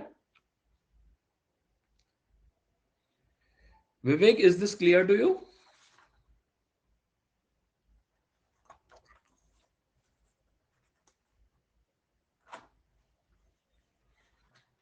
Vivek, are you there in the class? He lost connection, sir. Okay. Okay. No, sorry, I was waiting. And what about Babu Reddy? Is Babu Reddy in the class?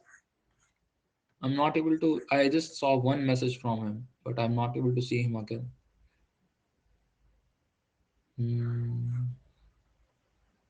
Maybe if somebody can inform him once he come back, so just message me. Babu Reddy, once you come back, just message me. Yes, most of the apps, that is true, Vishal. Most of the apps, and let's talk about why that is so. So, what are the pros of having a service-based architecture? Now, service-oriented architecture does not maintain that every service has to run on a different machine. There can be two services running on the same machine. They might be sharing a database also, but they will have their own states and they will work independently. The only thing is they will share some resources amongst themselves. Okay, that's one thing that you can know. Services can share resources. Okay, services can share resources. Yeah, that is true. Resources. Okay. First is they are easy to debug. That is true. Easy debugging. But is debugging always easy? Sometimes you don't know the overall structure of the system and you can cause errors. Uh, Easy debugging is true, but you cannot identify errors easily. Error identification is difficult. Error identification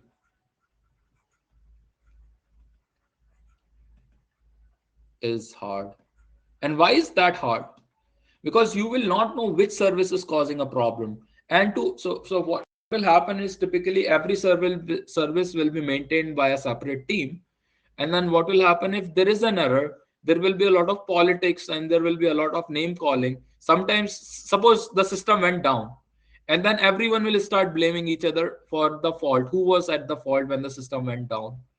And it will be very difficult to identify the error. So you might say that, okay, the person who coded up the particular caching queue was the person who wrote a wrong code. But then the person who wrote the service queue or caching queue isn't debugging difficult as sharing resources. That is true. That is still, I mean, that, but it is still easier than monolithic.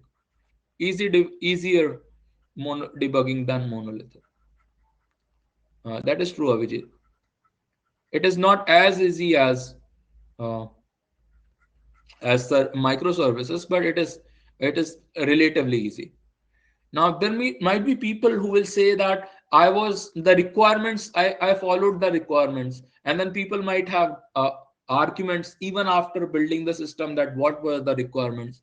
They might say that. So, for example, many service-based companies have this motto: whenever something goes wrong, tell the client that the requirement was not clear, and that solves the problems for most of the people 90% of the time.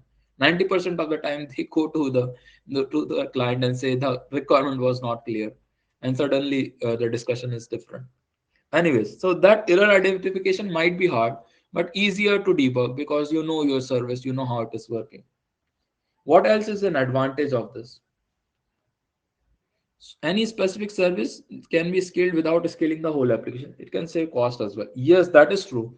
So for example, if suddenly there is a particular thing that people are wanting more, you can have a bigger system to have that. So if a particular channel on YouTube is taking a lot of uh, if a particular channel on YouTube is growing very quickly and it has lots of subscriber, then you can have a service that is going to scale with uh,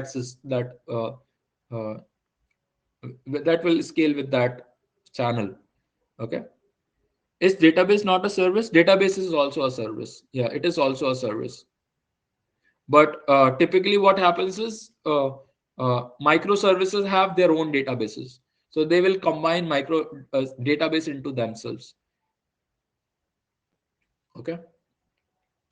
Database is more like a component. I'll not call it a service unless you have a separate database machine. Then it is obviously a service. But mostly we think of it as a small component because there is not much logic into database. Isn't debugging sharing? Only a specific service can be scaled. That is true. What so scalability is very good. Scalability is better. What else can be a good thing about what can be a pro of service oriented architecture?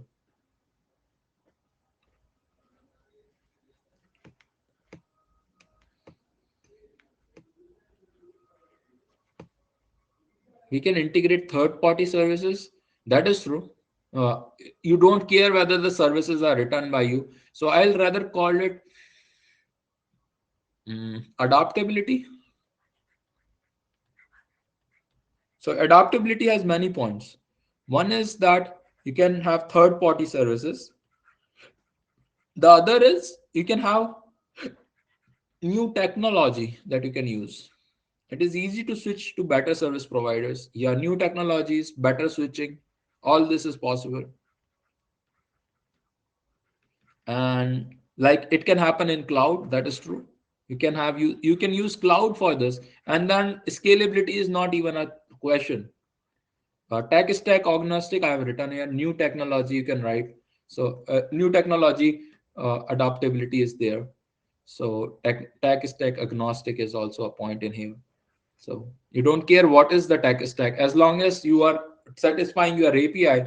As long as I can call a get function on you, it's good. I can as long as I can call a REST API on you, it is good. I don't care what you are doing on the backend. Okay, those are some of the points. There are few more points. This is part of unit testing is not easy. So unit testing is easy, but there is one type of testing which will be difficult. Which type of testing is difficult? What testing is difficult here? There is one kind of testing that will take more time in service oriented architecture. Integration. That is correct. Uh, DDC. What is DDC, Vishal?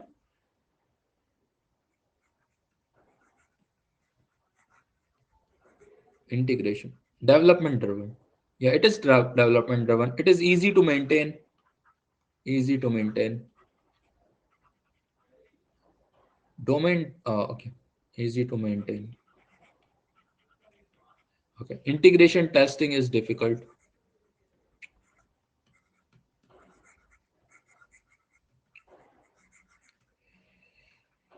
What else is there? Can you think of can you think about the latency of the system? Will it be faster than monolithic? It will scale well. So there is two different things you have to know. You have to understand here. One is what is the scalability, and the other is what is latency. Let me spend maybe 5-10 minutes on this. Scalability and latency. Do you know what is the difference?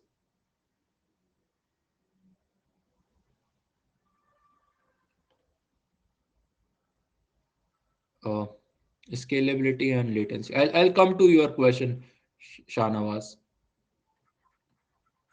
I have one doubt in stock market architecture. There is need to connect to NSE and BSE server for placing orders. How Zerodha and Angel will integrate this architecture? They will have different services for that. They will have one service which will place orders on NSE. There will be one service which will place order on BSE. So there will have a service.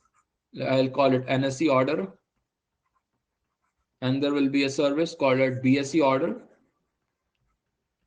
Okay, and there will be a order service which will call based on which service you are calling, and they will directly talk to BSE and NSE. NSE and BSE will give them endpoints. What they give is they give you API points on which they can call. So what NSE will give you is a REST API. Okay, they typically give you a REST API, and then these services will call those REST API to fulfill the order. And then for front end, so for the order management service, there will be uh, order management service on the Zerodha, which will have its own database, which will remember for every user what are the orders you have placed so far, and it will also remember what are the outputs. So this NSE order will also return the response from NSE whenever there is. So suppose you place a put order. So suppose you place a limit order on NSE. Once the limit order is fulfilled, this NSE order service will notify the order management service, and the order management service will update the database. So that's how it can work. Okay, Shanvas? Yeah.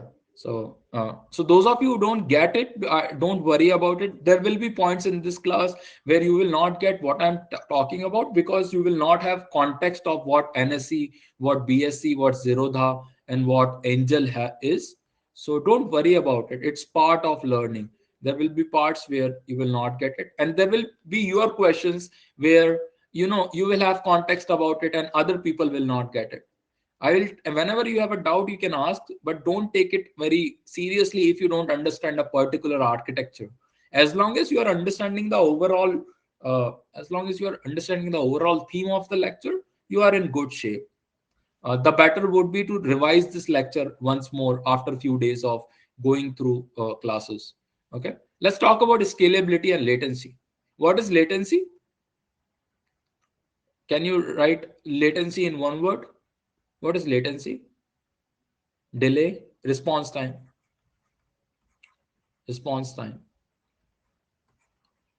And which response time you are calling latency? This can be average, or this can be mean response time or average response time. Some people also have some people also have T99 response time.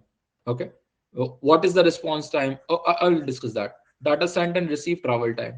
Okay, so that is latency, and latency has two parts to it. One is the application latency, and the other is network latency. Okay, so what time network takes, and what time uh, does the software takes to give the response. Both of them are called latency.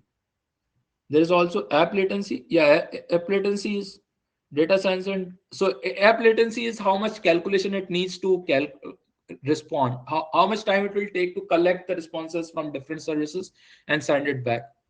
Okay, so there is network and there is app, or you can also call it server latency. What time does the server takes to calculate the response? I know latency means only network. No. Nilanjan, there can be two types of latency in any case.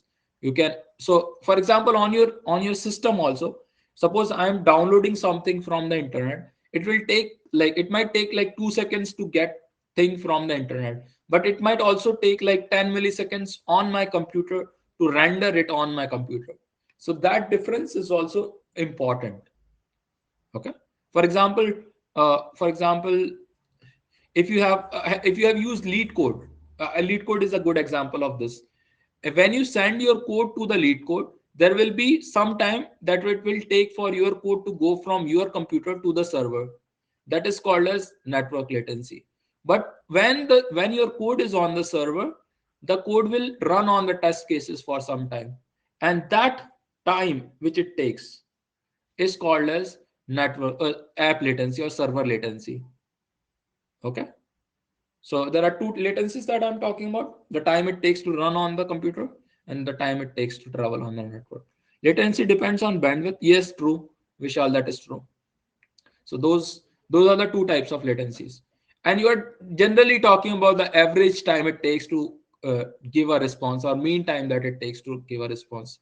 What is scalability? Can somebody tell me what is scalability?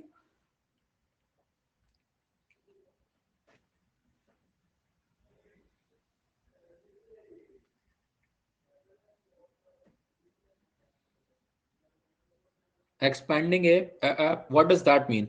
What if I have a very big app and suddenly the latency is very high? Volume requests that one can handle, that is not good. Handle more users, serve more requests. Our app would perform when user base grows. Resizing of resources depending on traffic. So basically, scalability is this idea. This don't have any other notion about it. Scalability is latency at high scale. When you have lots of customers, so suppose this is the count of customers you have, or count of users that you have on your computer, on your service. And if suddenly, as the users are increasing, your latency on the mean latency of your service is increasing like this, then suddenly when the users are doubling, your latency will double, and your application will crash. Okay, this is bad. So it doesn't matter whether you have one customer or 1,000 customer, the latency should remain the same. This is called as scalability. As long as the latency is same, it is called as same latency at high scale, is called as scalability. Does that make sense? Hello? If I have one customer, or I have 1,000 or 1 million, my app is responding the same time. It is responding in the same constant time that I have set it for. Even a linear time is not good for your app. If it is responding in linear time, then also it is, as your customer will double, the latency will double. That is not good. You want constant time. How could it be same in both cases? So you have data structures like map. Have you seen the data structure like map? When you put a lot of things, also still the time complexity is O of 1. It manages to keep it O of 1, and that is the task of architecture, to keep it scalable no matter what is the size. And that's what you get paid for. Okay, that's what you get paid for. Can developer control the network latency also? Yes, there are very good stories. I'll tell you in a minute. There was one more question. App latency and network latency difference again. Okay, Karan, I'll show it to you. I'll not tell, but I'll show, because sometimes telling actually is not that good. So I'll open lead code and show you what I'm trying to say. Okay, I'll just open lead code, and I'll open a question that I have already solved. Okay, I'll open a question. I have code for this question in some language, maybe JavaScript. There's a code. Okay. Now look what is happening. Let me hide this. If I submit, this is pending and judging. You see, there were two words that were written there: pending and judging. Did you saw that, Karan? Yes. What is pending? Pending is when my code is traveling to the server, and judging is when the code is running on the server. Okay, there are two steps that happened. First, the code went to the server, and then it was run on the server. The network latency was when it was sent to the server, and when it was run on the server, it was app latency. Okay. Okay, can developers control network latency too? Yes, there are very good examples. Again, I go back to HFT or stock market. There is a company which laid wires on the Atlantic. There's a Atlantic, some hairier Atlantic company which has spent $300 million to spread uh, a wire from London to New York, and they spent like $3 million to create this property, and it is the most expensive property right now. I mean, everyone wants to get on that network because it can reduce the network latency by 6 milliseconds. So without that wire, it will take you 12 milliseconds. With that wire, it will take you 6 milliseconds. Or maybe it's like 50 milliseconds without the wire, and 42 milliseconds, 44 milliseconds with the buyer. So it will reduce the network latency for 6 milliseconds. And if you can do that, you can charge enormous amounts. So developers can also reduce the network latency, but it is mostly the not just the developers, but mostly the internet service provider or infra team, which reduces the network latency. Sometimes also in your house, you would have seen that when you have a bigger router, suddenly your internet speed is faster. Something similar happens in a company also. Once you have a bigger infrastructure, you get better network latency.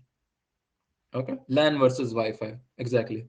So those considerations are there. You can have limited amount of, you can have some say over it, but not much. But there is one more important point that I want to make here, Avijit, which is this. I like the question that you asked. You can reduce the network latency one more way. What is the other way of reducing network latency?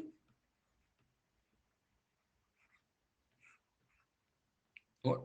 Bandwidth? No.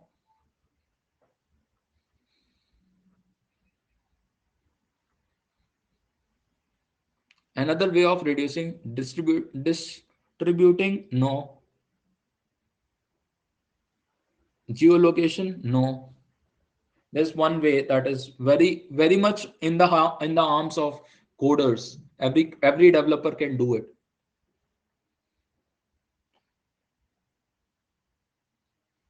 It is called as less network calls. When you make very few network calls, you can obviously reduce the network latency. Okay. When you decide, you if you are sending 100 network calls, suddenly you reduce that amount to say 10 good network calls, you have reduced the network latency.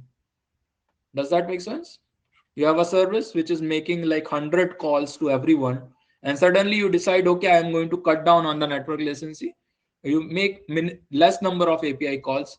Suddenly, instead of 100 calls, you are making say 10 calls, and that is going to reduce your network latency a lot, which is something we have already discussed in the class. If you look back to our monolithic architecture or single tier architecture, what we were doing here was exactly the same idea. You know, here we were reducing. API rate limiter is one other thing, but here what we were doing, we are calling the whole code base in one go, and then we are not calling it again. This is going to reduce the network latency. Okay, means less calls to API. Yes, exactly. Try to call API only when it is necessary. Spend a lot of time thinking about, like, caching is also a good idea. Caching is also a very good idea, but make as few calls to network as possible. It will make your application more secure. It will make your application more fast. It will make your application faster. Like API rate limiter. API rate limiter is something else, Satyendra. API rate limiter is basically set by the server. The server also have some properties that it can set.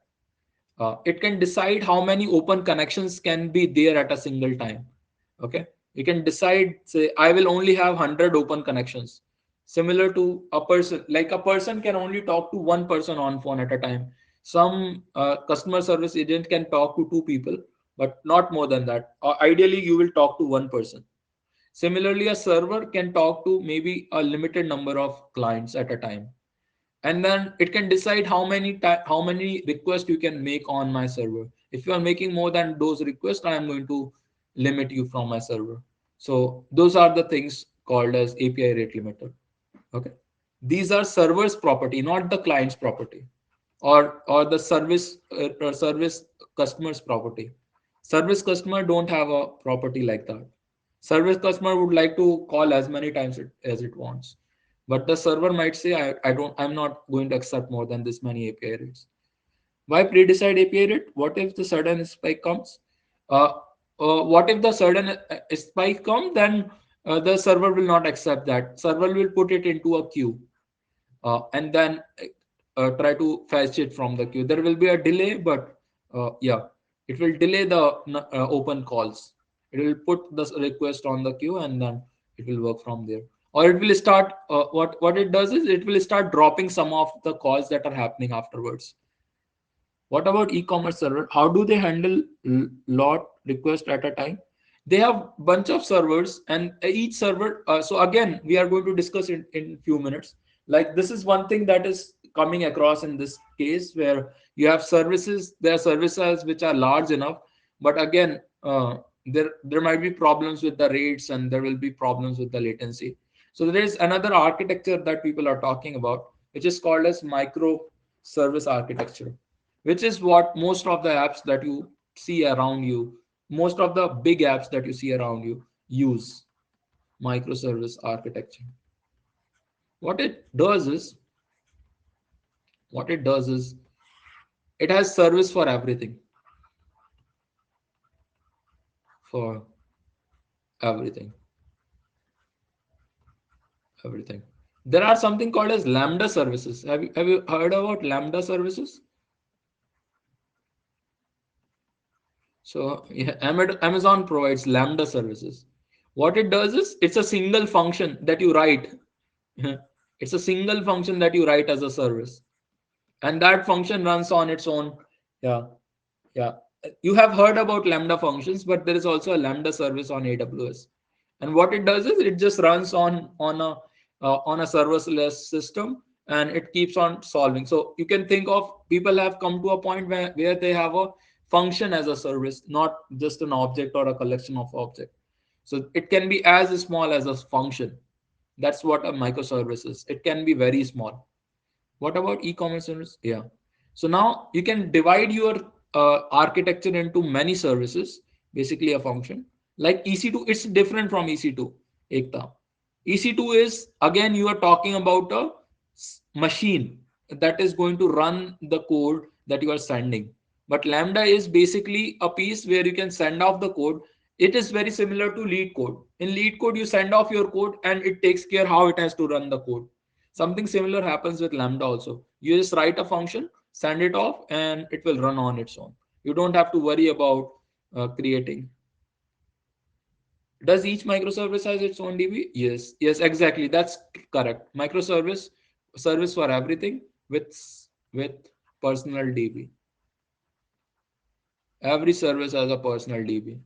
This is what the basic funda behind microservices. You create bunch of services, give them their own database, and they keep on interacting with each other. It is different from service oriented, because service oriented services can share resources. But here there is no resource sharing. Everything is independent. Every service is independent. They hire independent developers. They work independently. Yeah, talking is still through APIs. They still talk through API. Talk through APIs. Okay.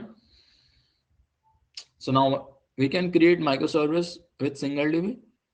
Can we create microservice with single DB? Yeah, each service will have its own DB. Satyendra. Okay. They will not share a DB also. They will not share a system, or they will not share a DB. They will not share anything with each other. They will only have API points which will talk to each other. That's it. Nothing other than that. This is what this is what then high latency. Yes, latency is going to be high. That is true. So let's talk about the pros and cons of this architecture. Pro and con. Extremely fragmented code. So you'll have high latency. Latency. Sir, example of microservice, Facebook. Facebook is a very good example of microservice. Anything that you see on Facebook is a service of its own. Even the like button that you see, it is provided by a service that when you click on a like button, there's a service that goes and it populates the DB for that like button. Meanwhile, apps like Zerodha, how the network latency depend, I mean, on internet connection that is connected to device, or the architecture to we use in the development to give very nice user experience for clients while placing orders, because I'm facing trouble bit laggy while trading.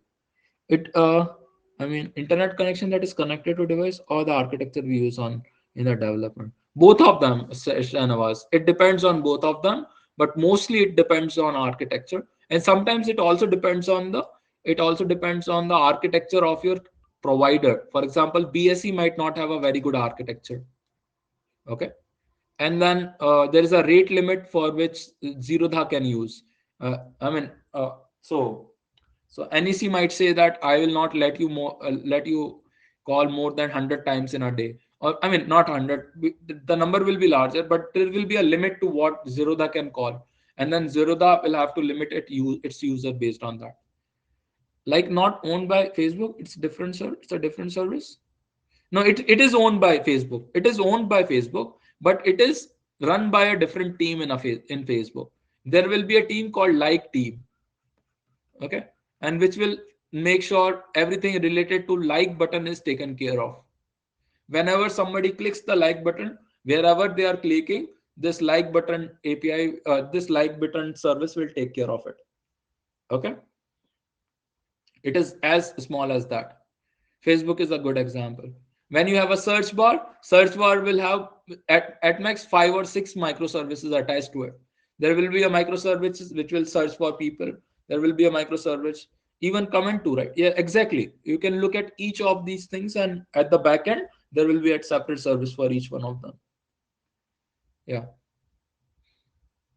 Sir, I know monitoring and architecture is very hard with microservice. That's why people give K at us. Keep it simple. What is K8? K8 K. What is K8s? Kubernetes. Okay, Kubernetes. Yes, yes, yes. So that is true.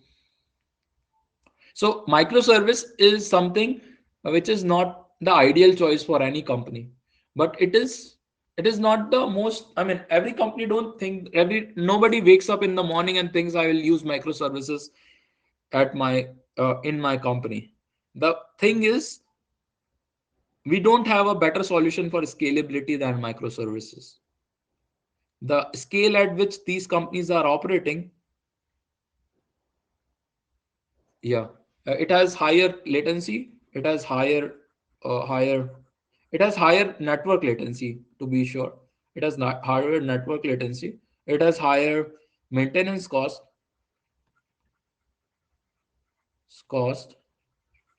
It is easier to debug. Easier to debug. But it is the only, I mean, the thing about microservices, sir, microservice can be very usable. Yeah, very good. That's a very good point, Archit. They are reusable. Anyone can use the like button, and I can be their person. It migrates from SOA to microservice. Can be code or need to build from scratch. I mean, you can start from one or two components, Avijit. What you can do is you can have a legacy code. It typically happens like this. There will be a legacy code which will be maintained by a developer who has been in the company for last 10 years. He doesn't know anything in development, but he knows his legacy code, and the company keeps on paying him because he can debug this legacy code. Nobody else can debug. So there will be a person like that, and rest of the services will talk to this legacy code, and there will be microservices that are being written in the new fashion. So it will be a combination of both. It will be a hybrid when you migrate. Archit. Why, Archit? Why do you think so? That you will maintain? You are aspiring to be that man. Yes, I mean these people get very good. But once they become jobless, they cannot find a job because the legacy system is gone, and suddenly they don't know where they are. Suddenly their tech stack is 10 years old, and they don't have a job in the industry. But for 10 years, for 10 years they are enjoying their life because nobody can say anything to them. They will scold HR, they'll do everything, they will do everything wrong in their company, they will enjoy their life, and they will still stay in their job. They will get like 10% 20% hike each year, and they will be working very few hours. And these are like these are like very shady people. But yeah, so anyways, there will be a legacy system, and there will be a legacy developer for that system. Thank you, sir, for Why others cannot? So that code is very long. I mean, legacy means anything that is old. So you remember, so Kanan, what happens is, uh, suppose there is a very big service from the old times, and it's more like a monolithic or very big. I mean, it's a very large service, maybe a million lines of code. Okay. Now, if you hire somebody new on that service, and this service has million lines of code, and what happens? There is very small, there is no update that is happening, no development that is happening. All that happens in this service is if there is an error, there might be some fixes that you have to do, or if there is a software update, you have to do the software update. Those are the two things that are happening. Now, if you hire somebody especially for this service, then you will have to spend a lot of time training them, and they will give you very little output.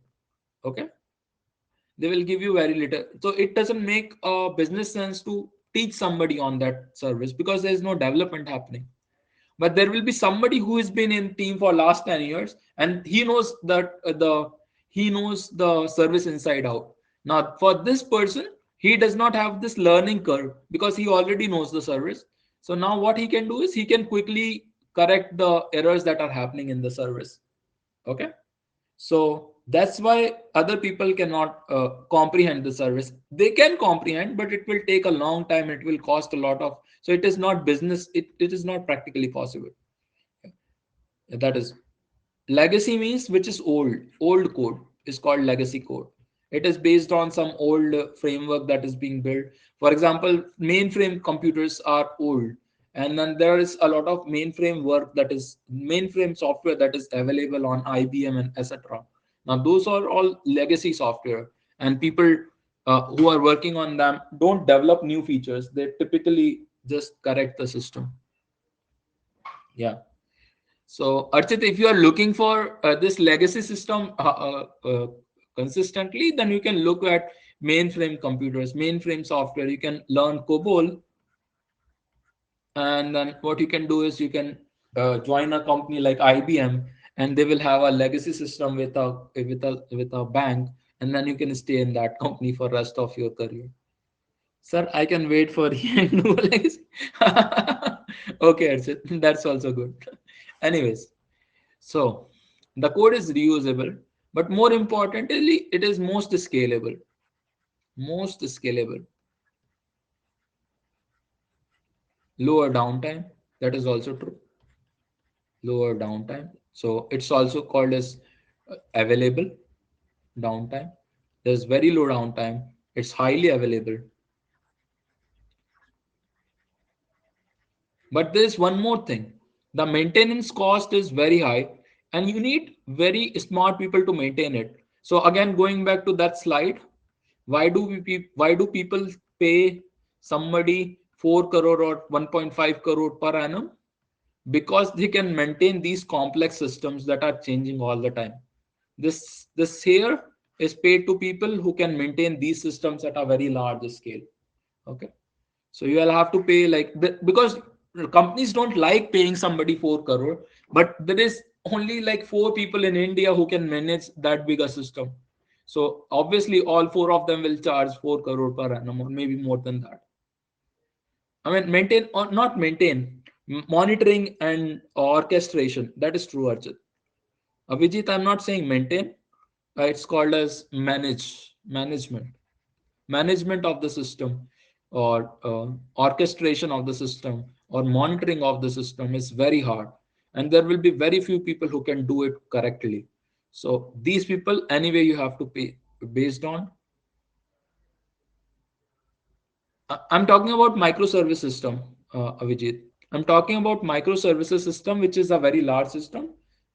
Managed system based on, I don't get. Can you unmute yourself? I'm not understanding. Managed system based on business requirements or something. Do you need to hear that?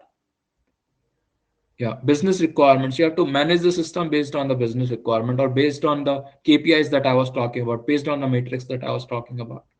You will have like hundreds of developers, and you want to make sure that everyone is doing optimally, everyone is working optimally, and it is a very difficult task. Not everyone, it takes a lot of skill, and there will not be many people who can do that. Teams can flexibly work on, so easy to outsource, share code and open. That is not uh, that is not that easy. I mean, it looks easy on paper because you can think like people will work on their own and they will give a lot of output. But again, when you talk to any manager who is managing a lot of microservices, they will tell you it's like a fire hose.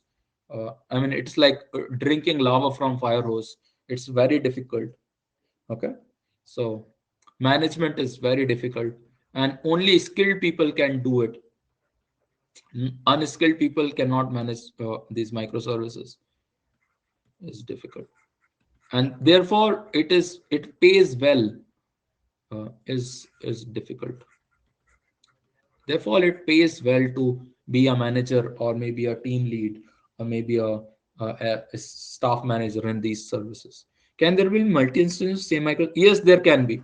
Archit, yeah, that is true. This is called as horizontal scaling. So suppose there is a service, and this is a question that you will come across a lot. Suppose there is a service which is managing right now 100 users, and it is running at full throttle. Everything everything on on the hardware is used by these 100 people.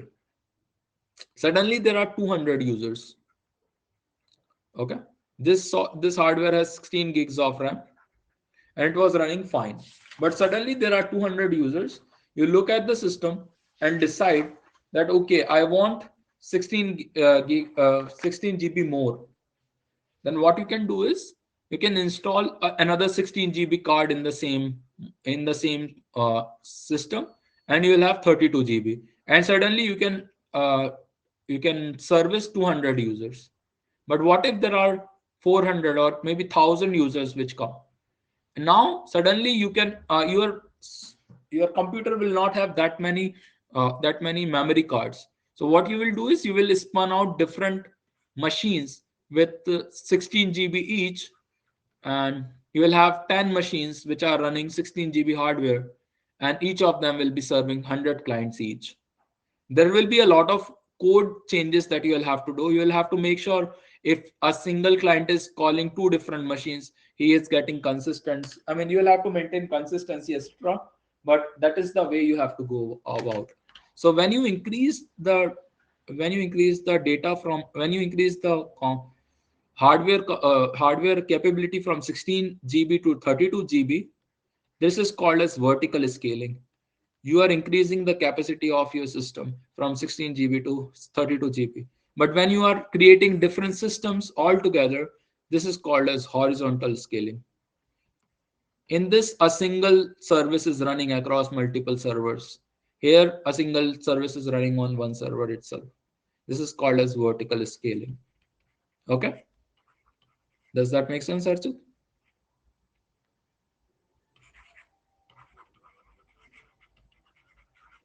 Will code in this architecture style will we code in this architecture style in CRM? That is I'm not sure about that. I'll have to check the code. I'm not sure if we are going to use microservice architecture, but it's a good idea to have a good idea about that. Might be we might be using it for so cloud based is yeah, cloud is always horizontal. All the cloud-based services you will see will be horizontal scaling. There is some vertical scaling somewhere. So when you decide that your EC2 instance will be a bigger EC2 instance, then you are using a vertical scaling. But mostly you have horizontal scaling. Okay. Hmm. That's is that good, sir? What will be the job done by CTO? Every work is done by SDE roles. CTO make sure that SD do their job correctly. CTO decides the CTO looks at the whole team of SDs and decides what they are going to do in next 3 years and how the SDs will work together. So when you have a small piece of code, it's okay. I mean, an SD can do. But when you have a whole city, you so if you have a so let me ask you a similar question. What does an SP do? Superintendent of police do when everything is done by inspectors? when everything is done by inspectors, you all whenever you go to a police station, you will always talk to an inspector. You will never talk to SP. But SP does something so that all the inspectors are working properly on their job. Something similar happens with the CTO.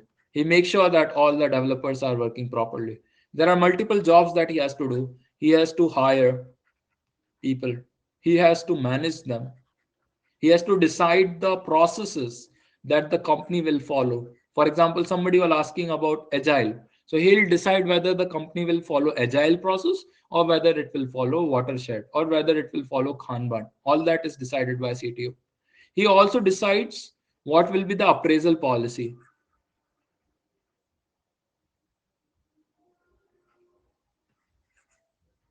Appraisal policy. He decides how the appraisal will happen. All these key questions are decided by the CTO, and CEO only talks to the CTO as long as technicalities of things are considered. He talks to the CTO. How line by line of so many lines of code and services made by each developer works. How line by line code review of that is also a process that you follow. This CTO that is sitting here is going to decide how the process of code review will work. He will decide every code will be reviewed at least by two developers. So every code written by a SD1 will be reviewed by an SD1 and an SD2. So this decision is taken by the CTO, or maybe a top tier maybe a staff engineer or CTO, somebody very big will take this decision. Okay. So these processes are what a CTO decides.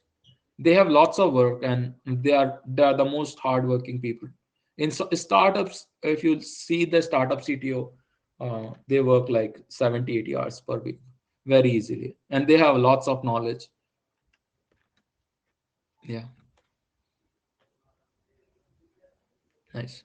Okay, sir, but is there but is the pay gap justified? Yes, it is justified. That's it. Otherwise, I mean, it is justified in the sense that it is driven by supply and demand. It is not driven by how much.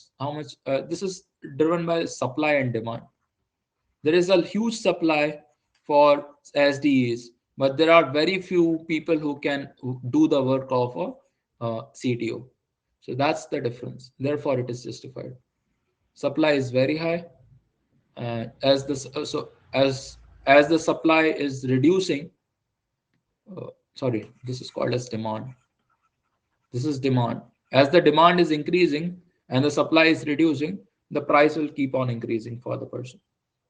That's how this is. Anyways, I'll disrupt this. Yeah, that's all I had to share today. Also, sir, which architecture will be used for CMRI? I think it is. I'm not sure. Um, just give me 1 second. That's a good question. Most probably we are going to use service oriented, but I'm not sure. I'm not clear about the whole CRM app. This is the first time I'm taking the class. I'm sorry, I should be knowing, but I'll have to see. Okay. Most probably for test driven development, we'll have some other things. Uh, yeah.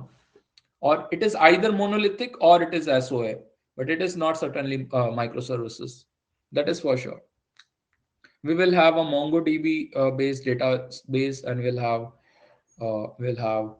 a front end. We'll have test driven development. All those things I am aware of, but exactly which architecture I'm not sure. Sorry for that. Any useful resources to understand more about it? Uh, More about it. Microservice. You can read some books on microservices. Uh, yeah, but again, I don't want you to get into this too much detail right now. It is better. It's a better idea to just you know uh, go through the app and just build the app with me, and then uh, maybe in future when you become an SD2, you can think of expanding your ideas. So at that time, you can read about these microservices more. Right now, whatever we have discussed in today's class, just go through these notes once or twice, and if you have any doubts, you can ask in the later chapters. So senior devs don't really Read all lines, right? No, they don't read. Yes, they don't read. At what point to stop dividing any further in microservices? That's at the point where you think that um, it's a difficult question, Avijit. Sometimes it depends on the many factors, like what are uh, what is the load that is going to happen, and it depends on what is the load that is going to happen, what is the scope, and how many people. It's more like a management decision. Sometimes these are management decisions that you have to take.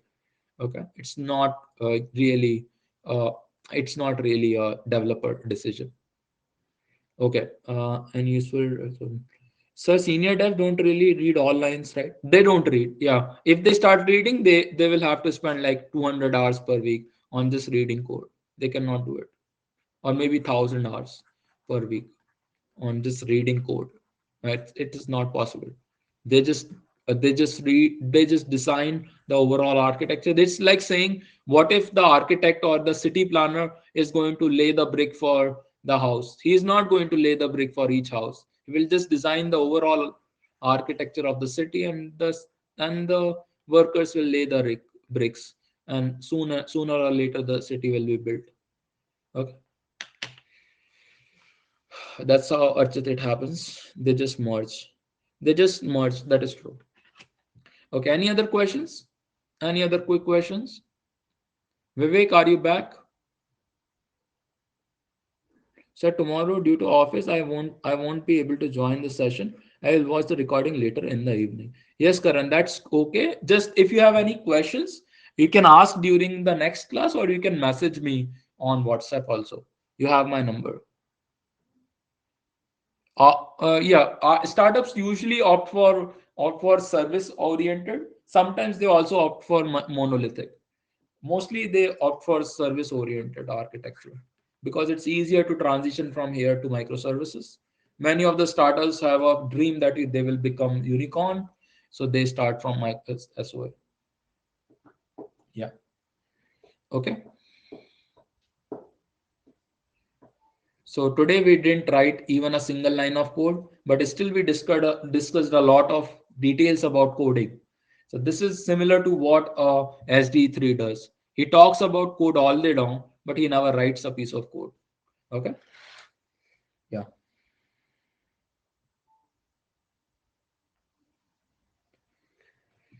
Now let's. I don't have time for it. Okay, that's it for today. Uh, Whenever you have a small application, go with monolithic. When you have mid-sized application, you can go with service oriented. And when you have a large scale application, you have no choice but to go with microservices. Mid, small, medium, large. Okay, that's the crux of today's lecture. Whenever somebody asks you to work and you want to grow in the organization, go with microservices because there is more growth opportunity. How to plan architecture design of an app before coding? Things to keep in mind. This is what you have to keep in mind. There's a lot of things you need to keep in mind, but mostly start with a monolithic app, develop few apps on the run, and then slowly it will become easier. So once you have developed like 4 or 5 apps, you will understand these things better. Then you can make decisions better. You have to decide what are the components. Yeah, what are the components? What components are you going to use? Both hardware and software. What are the components? And you have to design the interactions between them. These two things, if you are doing well, which is going back to the first slide of this lecture, as long as you are taking care of these 3 things, defining proper software hardware architecture and their interfaces, you will be doing good. And you have to remember that all you have to do is for the ease of development of the system. Okay, if you keep that much in mind, that is more than necessary. Okay. Okay, students, that's it for today. We are dot on time. Thanks for coming. I hope you have enjoyed, and we'll see you again. Thanks. Good night.